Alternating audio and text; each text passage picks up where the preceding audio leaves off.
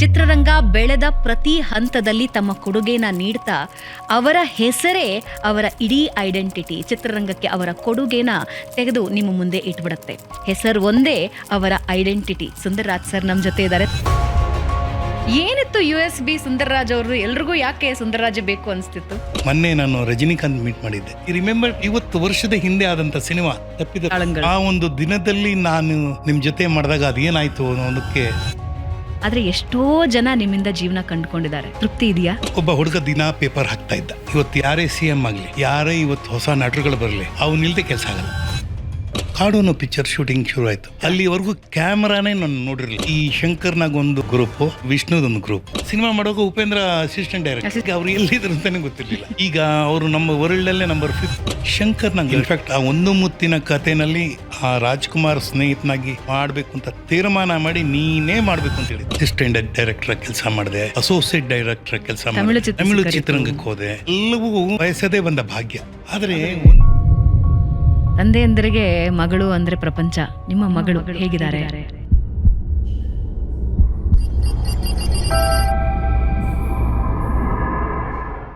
ನಮಸ್ಕಾರ ವೀಕ್ಷಕರೇ, ಬೆಂಗಳೂರು ಬಜ್ ಕಾರ್ಯಕ್ರಮಕ್ಕೆ ನಿಮ್ಮೆಲ್ಲರಿಗೂ ಸ್ವಾಗತ.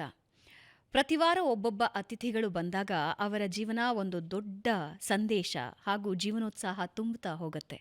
ಇವತ್ತು ನಮ್ಮ ಜೊತೆ ಇರುವಂತಹ ಗಣ್ಯ ಅತಿಥಿ ಇದಾರಲ್ಲ, ಅವರನ್ನು ಮಾತನಾಡಿಸ್ತಾ ಹೋದರೆ ಒಂದಿಡೀ ಚಿತ್ರರಂಗದ ಆರಂಭ ಮತ್ತು ಈಗಿನ ಚಿತ್ರರಂಗ ಏನು ಅನ್ನೋದು ಗೊತ್ತಾಗ್ಬಿಡುತ್ತೆ. ಯಾಕಂದರೆ ಅಷ್ಟು ಸುದೀರ್ಘವಾದ ಚಿತ್ರ ಪಯಣ ಮಾಡಿದ್ದಾರೆ.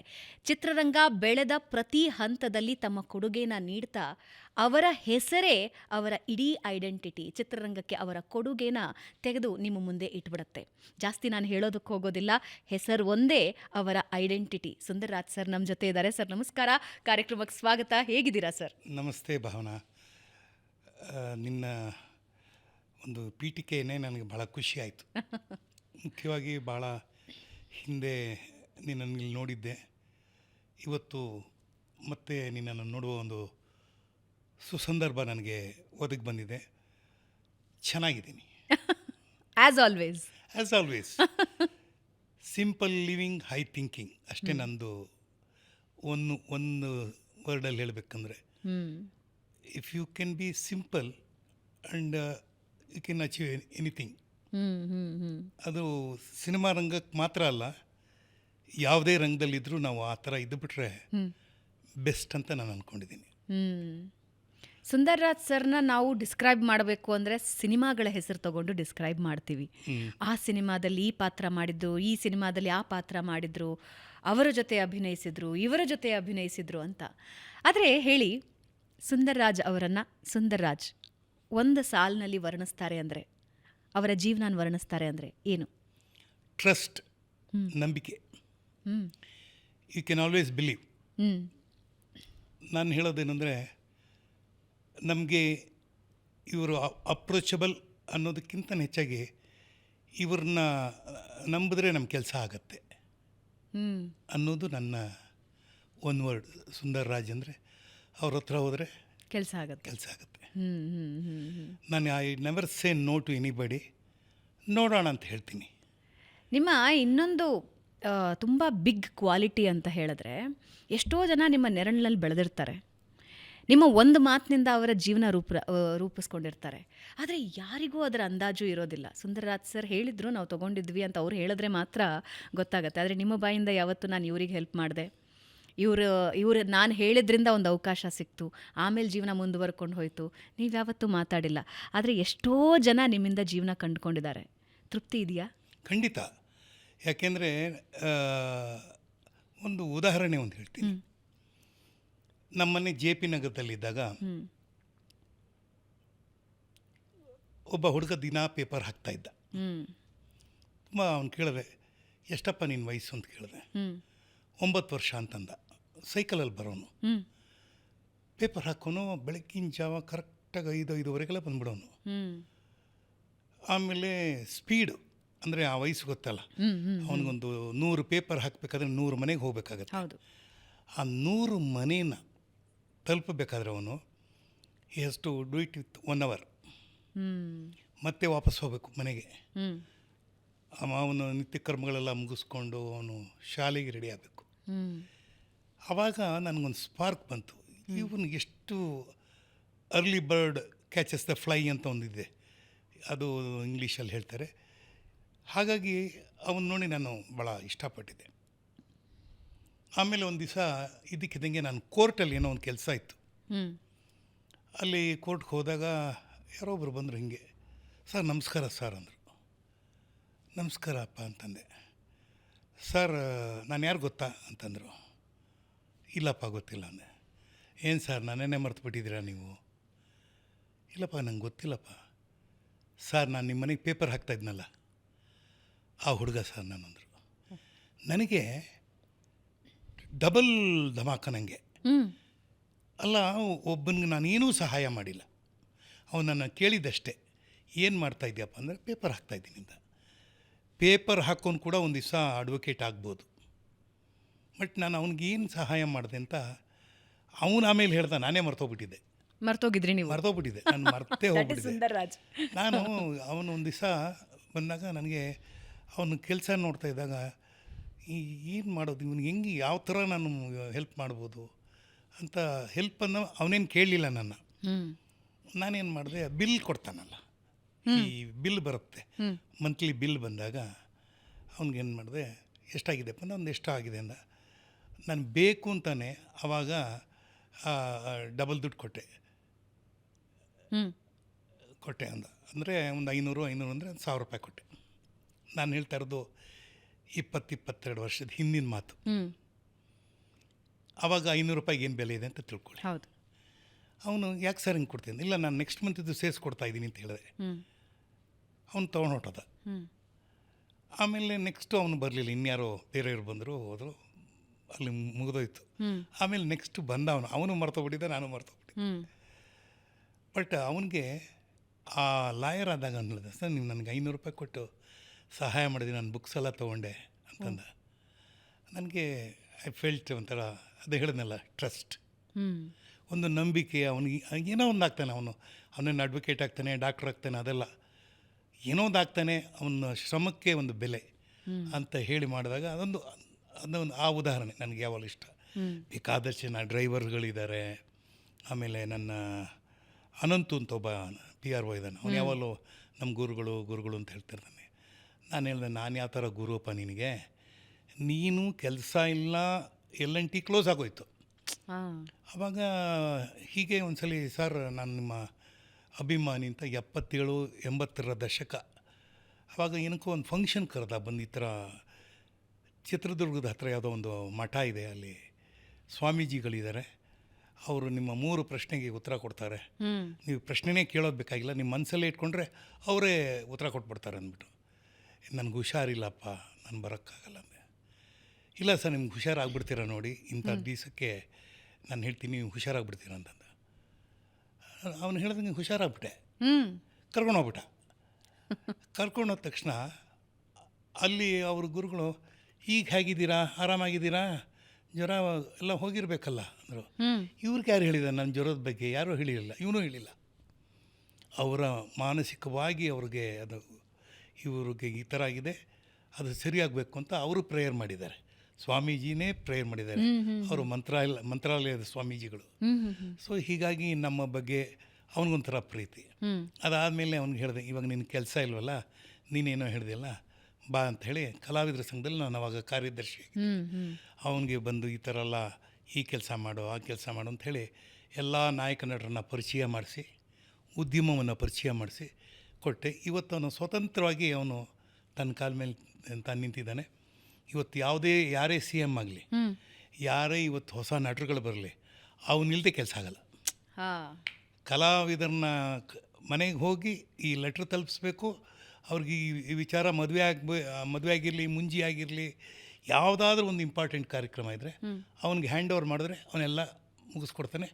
ಹಾಗೆ ಆ ಸಮಾರಂಭಕ್ಕೆ ಬಂದಾಗಲೂ ಅವನಲ್ಲೇ ನಿಂತಿರ್ತಾನೆ, ಇನ್ವೈಟ್ ಮಾಡ್ತಾನೆ, ಕರ್ಕೊಂಡು ಹೋಗ್ತಾನೆ. ಈ ಥರದ್ದು ಹುಡುಗರು ಇದ್ದಾರೆ. So I feel proud of them. ನಾನು ಮುಂಚೆ ಹೇಳಿದಂಗೆ ಟ್ರಸ್ಟ್. ಸುಂದರ್ ರಾಜ್ ಅವ್ರ ಬಗೆಗಿನ ಒಂದು ಟ್ರಸ್ಟ್. ಚಿತ್ರರಂಗ ಬೆಳೀತಾ ಇದ್ದ ಹಾಗೆ ಸುಂದರ್ರಾಜ್ ಅವರು ಬೆಳೆದ್ರು. ಅದರಲ್ಲೂ ಸ್ಪೆಷಲಿ ಈ ಎಕ್ಸ್ಪೆರಿಮೆಂಟ್ಸ್ ಆರಂಭ ಆದ ದಿನಗಳಲ್ಲಿ ನೀವು ಚಿತ್ರರಂಗಕ್ಕೆ ಕಾಲಿಟ್ಟಿದ್ದು, ಹೊಸ ರೀತಿಯ ಜಾನರ್ಗಳು ಶುರುವಾದಾಗ ನೀವು ಕಾಲಿಟ್ಟಿದ್ದು, ಅದು ಸೋಷಿಯಲ್ ಎಕ್ಸ್ಪೆರಿಮೆಂಟ್ ಆಗಲಿ ಅಥವಾ ಕಥೆಗಳಲ್ಲಿ ಹೊಸತನ ತರೋದಾಗಲಿ, ಆ ಟೈಮಲ್ಲಿ ನೀವು ಎಂಟರ್ ಆಗಿ ಇವತ್ತಿನ ಕಾಲಘಟ್ಟಕ್ಕೆ ಬಂದು ನಿಂತಿದ್ದೀರಾ, AI ಕಾಲಘಟ್ಟಕ್ಕೆ ಬಂದು ನಿಂತಿದ್ದೀರಾ. ಹೆಂಗೆ ನೋಡ್ತೀರಿ ಜರ್ನಿನ? ತುಂಬ ಖುಷಿಯಾಗುತ್ತೆ. ಒಂದೇನು ಅಂದರೆ ನಾನು ಯಾವುದೂ ಪ್ಲ್ಯಾನ್ ಮಾಡಲಿಲ್ಲ. ಹ್ಞೂ ನಾನು ಇದೇ ಆಗಬೇಕು ಅದೇ ಆಗಬೇಕು ಅಂತ ನಾನು ಬಂದವನೇ ಅಲ್ಲ. ಆಕಸ್ಮಿಕ ಬದುಕೇ ಆಕಸ್ಮಿಕ. ನಾನಂತೂ ಹೇಳೋದಂದರೆ, ಕೆಲವು ಯಾವುದಾದ್ರೂ ಪ್ರಯೋಗ ಮಾಡಬೇಕಾದ್ರೆ ಅಥವಾ ಬದುಕಲ್ಲಿ ಏನಾದರೂ ಕಂಡ್ಕೋಬೇಕಾದ್ರೆ ಒಂದು ಗೋಲ್ ಬೇಕು, ಗುರು ಬೇಕು, ಗುರಿನೂ ಬೇಕು. ನನಗೆ ಅವಾಗೇನು ಅಂತಂದರೆ ಸಿನಿಮಾಗೆ ಸೇರಬೇಕು, ನಾಟಕಕ್ಕೆ ಬರಬೇಕು ಅನ್ನೋದೆಲ್ಲ ಏನಿರಲಿಲ್ಲ. ಏನೋ ನಾವು ನಮ್ಮ ತಂದೆ ಡಾಕ್ಟ್ರ್ ಆಗಬೇಕು ಅಂತ ಭಾಳ ಇಷ್ಟಪಟ್ಟಿದ್ರು. ಆದರೆ ಅದಕ್ಕೆ ಮಾರ್ಕ್ಸೇ ಬರಲಿಲ್ಲ ನನಗೆ. ಆ ಮಾರ್ಕ್ಸ್ ಬಂದರೆ ತಾನೇ ಡಾಕ್ಟ್ರ್ ಆಗ್ಬೋದು. ಕಾಲೇಜಲ್ಲಿ ಯಾವಾಗಲೂ ಲೀಡ್ರ್ಶಿಪ್ಪು, ಹುಡುಗಾಟ, ಒಂಥರ ಸಿಂಗಿಂಗು.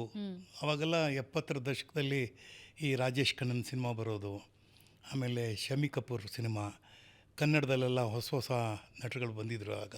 ಅಂದರೆ ಇನ್ನೂ ಬರೋ ಅಂತಂದರೆ ನಮಗೆಲ್ಲ ಈ ರಾಜ್ಕುಮಾರು, ಆಮೇಲೆ ಶ್ರೀನಾಥ್ ಅವ್ರುಗಳೆಲ್ಲ ಅವತ್ತು ಐಕಾನ್ಸ್ ಅವರು. ಆದರೆ ನನಗೆ ಒಂದು ಇನ್ಸ್ಪಿರೇಷನ್ ಏನಾಯಿತು ಅಂತಂದರೆ, ನಾಟಕಕ್ಕೆ ನನ್ನನ್ನು ಇನ್ವೈಟ್ ಮಾಡ್ತಾರೆ. ಅದು ಆಕಸ್ಮಿಕ. ನಾನು NCC ನೇವಿನಲ್ಲಿದ್ದೆ. ಅಂದರೆ ನೇವಿ ಇದೊಳಗೆ ನೀವು ವೈಟ್ ಆ್ಯಂಡ್ ವೈಟ್ ಡ್ರೆಸ್ ಇರ್ತಲ್ಲ, ತುಂಬ ಇಷ್ಟ ನನಗದು. ಸೊ ಅದಕ್ಕೆ ನೇವಲ್ ಇದು ಅಂತ ಹೇಳ್ತಾರೆ. ಅದಕ್ಕೆ ನಾನೇನು ಮಾಡಿದೆ, C ಸರ್ಟಿಫಿಕೇಟು B ಸರ್ಟಿಫಿಕೇಟ್ ಎಲ್ಲ ಮಾಡಿಬಿಟ್ಟಿದ್ದೆ. ಆಮೇಲೆ ನನ್ನ ಪರ್ಸ್ನಾಲಿಟಿ ಕೂಡ ಅದಕ್ಕೆ ಚೆನ್ನಾಗಿ ಮ್ಯಾಚ್ ಆಗಿತ್ತು. ಸೊ INS ವೆಂಡುರ್ತಿ ಅಂತ ಒಂದು ಇದಿದೆ, ಬೇಸ್ ಇದೆ ಕೊಚ್ಚಿನಲ್ಲಿ. ಅಲ್ಲಿಗೆ ಅಪ್ಲಿಕೇಶನ್ ಹಾಕಿದ್ದೆ. ಅಪ್ಲಿಕೇಶನ್ ಹಾಕ್ಬಿಟ್ಟು ನಮ್ಮ ತಂದೆ ಹೇಳಿದ್ರು, ನಮ್ಮ ತಂದೆ ಎಕ್ಸ್ ಸರ್ವಿಸ್ ಮ್ಯಾನು. ಇನ್ಫ್ಯಾಕ್ಟ್ ಇದು ಯಾರಿಗೂ ಗೊತ್ತಿಲ್ಲ, ನಮ್ಮ ತಂದೆ ಎಕ್ಸ್ ಸರ್ವಿಸ್ ಮ್ಯಾನು. ಅವರು ಒಂದು ಚಿಕ್ಕದಾಗಿ ಅಂಗಡಿ ಇಟ್ಕೊಂಡಿದ್ರು. ಆವಾಗ ಇಲ್ಲಪ್ಪ, ನೀನು ಬೇರೆ ನೇವಿಗೆಲ್ಲ ಹೋಗಿ ಸೇರ್ತಾ ಇದೆಯಾ, ನಾನು ಮಿಲ್ಟ್ರಿನಲ್ಲಿದ್ದೆ.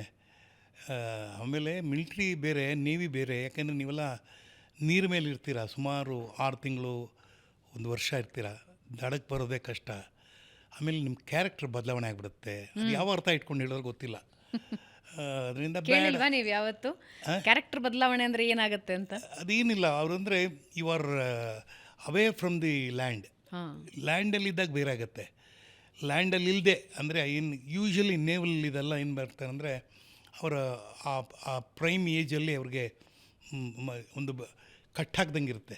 ಬಿಟ್ಟರೆ ಏನಾಗುತ್ತೆ ಅಂತ ಆ ಥರದ್ದು ವಿಚಾರ. ನನ್ನ ತಂದೆ ಸ್ವಲ್ಪ ಆರ್ಥೋಡಾಕ್ಸ್, ಹಂಗಾಗಿ ಇಲ್ಲ ಅದು ಬೇಡ ನೀನು ಅಂತಂದರು. ನಾನು ಆಲ್ರೆಡಿ ಅಪ್ಲಿಕೇಶನ್ ಹಾಕ್ಬಿಟ್ಟಿದ್ದೆ. ಹಾಕ್ಬಿಟ್ಟು ಪೋಸ್ಟ್ ಆಫೀಸ್ ಬಾಕ್ಸ್ ಮುಂದೆನೇ ಕೂತಿದ್ದೆ. ಅದು ಬಸವನಗುಡಿಯಲ್ಲಿ ನಮ್ಮ ಮನೆ ಇತ್ತು. ಬಸವನಗುಡಿ ಪಕ್ಕದಲ್ಲೇ ಪೋಸ್ಟಲ್ಲಿ ಹಾಕ್ಬಿಟ್ಟು ನಮ್ಮದು ಇದು ಕಲ್ ಬೆಂಚ್ಗಳು, ಅದು ಕೂತ್ಕೊಳ್ಳೋಕೆ ಚೆನ್ನಾಗಿರುತ್ತೆ, ಹಿತವಾಗಿತ್ತು. ಕೂತಿದ್ದೆ. ಒಂದು ಸುಮಾರು ನಾನು ಹೇಳ್ತಾ ಇರೋದು ಒಂದು 4:30-5 ಗಂಟೆ ಸಂಜೆ ಹೊತ್ತು. ಆವಾಗ ಎಡಕಲ್ಗುಡ್ಡ ಚಂದ್ರು ಅಂತ ಅವನು ONK ಇದ್ರು. ಅವರು was an editor for Kannadaprabha. ಅವ್ರ ಮನೆಗೆ ಹೋಗ್ಬಿಟ್ಟು ಇವನು ಬರ್ತಾಯಿದ್ದ. ಅಷ್ಟೊತ್ತಿಗೆ ವಂಶವೃಕ್ಷ ಪಿಕ್ಚರ್ ಆಗೋಗ್ಬಿಟ್ಟಿತ್ತು. ಆವಾಗ ಕಾರಂತನವರು ಹೈವದನ ಅಂತ ನಾಟಕ ಮಾಡಬೇಕಾಗಿತ್ತು. ಆವಾಗ ಕೇಳಿದ್ರು, ನೋಡು ಒಬ್ಬ ಕಪಿಲನ ಪಾತ್ರಕ್ಕೆ ಒಬ್ಬ ಬೇಕು, ಒಳ್ಳೆ ಗಟ್ಟಿಮುಟ್ಟಾಗಿರಬೇಕು ಅನ್ನೋಂತ. ಆಮೇಲೆ ಇವನ್ನ ದೇವದತ್ತ ಅಂತ ಆಲ್ರೆಡಿ ಫಿಕ್ಸ್ ಮಾಡಿಬಿಟ್ಟಿದ್ರು. ಇವನು ನನ್ನನ್ನು ನೋಡ್ಬಿಟ್ಟು ಏನೋ ಮಾಡ್ತಾ ಇದೆ ಇಲ್ಲಿ ಅಂತ ಕೇಳ್ದೆ. ನಾನು ಹೇಳಿದೆ, ಏನಿಲ್ಲಪ್ಪ, ನೀವು ಇದಕ್ಕೆ ಅಪ್ಲಿಕೇಶನ್ ಹಾಕಿದ್ದೀನಿ ನಾನು. ಅದಿರಲಿ ಬಿಡು, ನಿನಗೆ ಕಾರಂತರು ಗೊತ್ತಾ ಅಂತ ಕೇಳ್ದೆ. ನನಗೆ ಅಲ್ಲಿವರೆಗೂ ಕಾರಂತರು ಯಾರೊಂದು ಗೊತ್ತಿಲ್ಲಪ್ಪ ಅಂದೆ. ಹೋಗಲಿ, ಹಯವದನ ನಾಟಕ ಓದಿದ್ಯಾ ಅಂದ. ಹಯವದನ ನಾನು ಏನು ಹಂಗಂದರೆ ಅಂದೆ. ಹಯವದನ ಅಂದರೆ ಏನು ಅಂತಲೇ ಗೊತ್ತಿಲ್ಲ, ಎರಡೂ ಗೊತ್ತಿಲ್ಲ. ಅಯ್ಯೋ, ಏನು ಕನ್ನಡದ ಹುಡುಗ ನೀನು ಅಂತ ಹೇಳಿ BV ಕಾರಂತ್ ಅಂತ ಇವರು ವಂಶವೃಕ್ಷ ಡೈರೆಕ್ಟ್ ಮಾಡಿದ್ದಾರೆ. ಹಾಗೆ ಇವರು ಒಳ್ಳೆಯ ನಾಟಕಕಾರರು. ಇವರು ಒಂದು ಪಾತ್ರಕ್ಕೆ ಹುಡುಕ್ತಾ ಇದ್ದಾರೆ. ನೀನು ನಾಳೆ ಲಿಪಿ ಪ್ರಿಂಟರ್ಸ್ ಅಂತ ಇದೆ, ಬೆಳಗ್ಗೆ ಹೋಗಿ ಅಲ್ಲಿ ಮೀಟ್ ಮಾಡು, ಅವರು ನಿನ್ನ ಸೆಲೆಕ್ಟ್ ಮಾಡ್ತಾರೆ ಅಥವಾ ಅವ್ರು ಏನಾದರೂ ಹೇಳ್ಬೋದು ಅಂತ. ಒಂಥರ ಕಿವಿನಲ್ಲಿ ಒಂಥರ ಏನೋ ಬಿಟ್ಟಂಗೆ ಆಯ್ತು ನನಗೆ. ಹೌದಲ್ಲ ನಾಟಕ ಅಂತ ಹೇಳ್ಬಿಟ್ಟು ಹೋದೆ, ಅವ್ರನ್ನ ಮೀಟ್ ಮಾಡಿದೆ. ಸೆಲೆಕ್ಟೇ ಮಾಡಿಬಿಟ್ರು ನನ್ನ. ಓ ಸೆಲೆಕ್ಟೇ ಮಾಡಿಬಿಟ್ರು. ಸರಿ, ಓಕೆ ಓಕೆ ಓಕೆ ಅಂದ್ಬಿಟ್ರು. ಆಮೇಲೆ ರಿಹರ್ಸಲ್ಸ್ ಎಲ್ಲ ಶುರು ಆಯಿತು. ಪುಸ್ತಕ ಕೊಟ್ಟರು, ಎಲ್ಲ ಹೋದೆ. ನಮ್ಮ ಅಪ್ಪನ ಅಂಗಡಿ ಇತ್ತು ಅಲ್ಲೇ, ಬಾರ ಟಾಕೀಸ್ ಹತ್ರ. ನಮ್ಮಪ್ಪ ಏನು ಬೇಗ 5 ಗಂಟೆಗೆಲ್ಲ ಅಂಗಡಿ ಬಾಗಿಲು ಹಾಕೊಂಡು ಹೋಗ್ತಾ ಇದ್ದಾನಲ್ಲ ಅಂದ್ಬಿಟ್ಟು, ಯಾಕೆ ಅಂತ ನಮ್ಮ ತಂದೆ ಮನೇಲಿ ಇರಿದ್ರು. ಇಲ್ಲ, ನಾಟಕಕ್ಕೆ ರಿಹರ್ಸಲ್ ಇದೆ ಅಂತ. ಏನು ಮತ್ತೆ ಶುರು ಹಚ್ಕೊಂಡೇನಪ್ಪ, ಎಲ್ಲಿ ನೇವಿ ಎಲ್ಲಿ ನಾಟಕ ಅಂದರು. ಏನು ಯಾವುದಕ್ಕೂ ಒಂದು ಫಿಕ್ಸ್ ಆಗಿಲ್ವಲ್ಲ ನೀನು ಅಂತ. ಹೋದೆ, ನಾಟಕ ರಿಹರ್ಸಲ್ ಆಯಿತು. 1.5 ತಿಂಗಳು ನಾನು, ವೈಶಾಲಿ ಮತ್ತು ಎಳಕಲ್ಗೂಡ ಚಂದ್ರು, ನಾವು 3 ಜನ ಆ ನಾಟಕದಲ್ಲಿ ಅಭಿನಯಿಸಿದ್ವಿ. ಆ ನಾಟಕನ ಬರೆದವರು ಗಿರೀಶ್ ಕಾರ್ನಾಡ್. ನಾನು ಹೇಳ್ತಾ ಇರೋದು 72ರಲ್ಲಿ ನಡೆದಿದ್ದು. 72. ಆವಾಗ ಈ ಹೊಸ ಅಲೆಯ ಚಿತ್ರಗಳು, ಆಮೇಲೆ ಹೊಸ ಇದು ನಾಟಕಗಳು, ಮತ್ತು ಈ ಸಾಂಸ್ಕೃತಿಕ ಲೋಕದಲ್ಲಿ ಬದಲಾವಣೆಯ ಪರ್ವ. ಅದು ಹೌದು, ಒಂದು ಉತ್ತಮವಾದ ಬದಲಾವಣೆಯ ಪರ್ವ. ಆ ಸಂದರ್ಭದಲ್ಲಿ ನಾನು ಅಲ್ಲಿ ಬಂದೆ. ನಾನಾಗಲಿ, ಲೋಕೇಶ್, CR ಸಿಂಹ ಆಗಿರ್ಬೋದು, ಅಥವಾ ಶ್ರೀನಿವಾಸ ಮೂರ್ತಿ ಆಗಿರ್ಬೋದು, ರಮೇಶ್ ಭಟ್ ಆಗಿರ್ಬೋದು, ಎಲ್ಲರೂ. ಆಮೇಲೆ ರಂಗಭೂಮಿಗೆ ಸಂಬಂಧಪಟ್ಟಾಗೆ ಹಾಡು, ಕುಣಿತ, ಅದು ಓವರ್ನೈಟ್ ಸಕ್ಸಸ್ ಆಗಿಬಿಟ್ಟೆ ನಾಟಕದಲ್ಲಿ. ಓವರ್ನೈಟ್ ಆ ತಂಡ ಈ ತಂಡ ಎಲ್ಲ ತಂಡದವರು ಕರೀತಾ ಇದ್ದಾರೆ, ಕಾಸು ಮಾತ್ರ ಇಲ್ಲ. ಆದರೆ ತಕ್ಷಣ ಏನಾಯಿತು, ಕಾಡೂನು ಪಿಕ್ಚರ್ ಶೂಟಿಂಗ್ ಶುರು ಆಯಿತು. ಆವಾಗ ಕಾರ್ನಾಡಿದ್ದವರು ಒಂದು ಪಾತ್ರಕ್ಕೆ, ಒಂದು ಸಣ್ಣ ಪಾತ್ರದಲ್ಲಿ ಕೆಂಚ ಅಂತ, ಅದಕ್ಕೆ ಹಾಕ್ಕೊಂಡ್ರು. ನನಗೆ ಆವಾಗ ಹೊಸ ಅಲೆಯ ಚಿತ್ರದ ಹೊಸ ಅನುಭವ ಆಯಿತು. ಅಲ್ಲಿವರೆಗೂ ಕ್ಯಾಮ್ರಾನೇ ನಾನು ನೋಡಿರಲಿಲ್ಲ. ಕ್ಯಾಮ್ರಾ ಅಂದರೆ ಹೇಗಿರುತ್ತೆ, ಮೂವಿ ಅಂದರೆ ಏನೂ ಗೊತ್ತಿಲ್ಲ. ಬಟ್ ಉತ್ಸಾಹ ಬೆಳೆಯೋಕ್ಕೆ ಶುರು ಆಗೋಯ್ತು. ಆಮೇಲೆ ಅವಾಗೆಲ್ಲ ಏರಿಫ್ಲೆಕ್ಸ್ ಅಂತ ಬರೋದು, ಅದು ಅಂತ ಸೌಂಡು ಕ್ಯಾಮ್ರಾ ಆನ್ ಆದಾಗ ಅದು ಕೇಳೋಕ್ಕೆ ಆನಂದ. ರೀಲ್ ಆನ್ ಆಯಿತು. ಅಲ್ಲಿಂದ everything become part of my life. ಕಾಡು, ಚೋಮನದ ರುಡಿ, ತಬ್ಬಲಿ ನೀನಾದೆ ಮಗನೆ, ಒಂದಾನೊಂದು ಕಾಲದಲ್ಲಿ. ಆಮೇಲೆ ಅಸಿಸ್ಟೆಂಟ್ ಡೈರೆಕ್ಟರ್ ಕೆಲಸ ಮಾಡಿದೆ, ಅಸೋಸಿಯೇಟ್ ಡೈರೆಕ್ಟರ್ ಕೆಲಸ ಮಾಡಿದೆ, ತಮಿಳು ಚಿತ್ರರಂಗಕ್ಕೆ ಹೋದೆ. ತುಂಬಾ ಎಲ್ಲವೂ ಕೇಳದೆ ಬಂದ್ಬಿಡ್ತು, ಇಲ್ಲ ಕೇಳಲೇ ಇಲ್ಲ, ಬಯಸದೇ ಬಂದ ಭಾಗ್ಯ. ಆದರೆ ಒಂದಂತೂ ನನಗೇನಾಯ್ತಂದರೆ, ಎಷ್ಟು ಜನ ನನ್ನನ್ನು ಪ್ರೀತಿಸೋಕ್ಕೆ ಶುರು ಮಾಡಿದ್ರು, ಎಷ್ಟು ಜನನ ಅವರು ನಮ್ಮ ನಾಟಕದಲ್ಲಿ ನೀನು ಮಾಡಬೇಕು, ನಮ್ಮ ಸಿನಿಮಾದಲ್ಲಿ ನೀನು ಮಾಡಬೇಕು ಅಂತ. ಪ್ರತಿಯೊಬ್ಬ ಹೊಸ ನಿರ್ದೇಶಕನ ಪ್ರಥಮ ಚಿತ್ರದಲ್ಲಿ ನಾನು ಮಾಡಿದ್ದೀನಿ. ನನ್ನ ಹೆಗ್ಗಳಿಕೆ ಅಂತ ನಾನು ಹೇಳ್ಬೋದು. ಅದು ಮಣಿರತ್ನಂನ ಪಲ್ಲವಿ ಅನುಪಲ್ಲವಿ ಆಗಿರ್ಬೋದು, ಅದು ಅವರ ಮೊದಲನೇ ಚಿತ್ರ. ನಾಗಾಭರಣನ ಗ್ರಹಣ ಆಗಿರ್ಬೋದು, ಅದು ಅವನ ಮೊದಲನೇ ಚಿತ್ರ.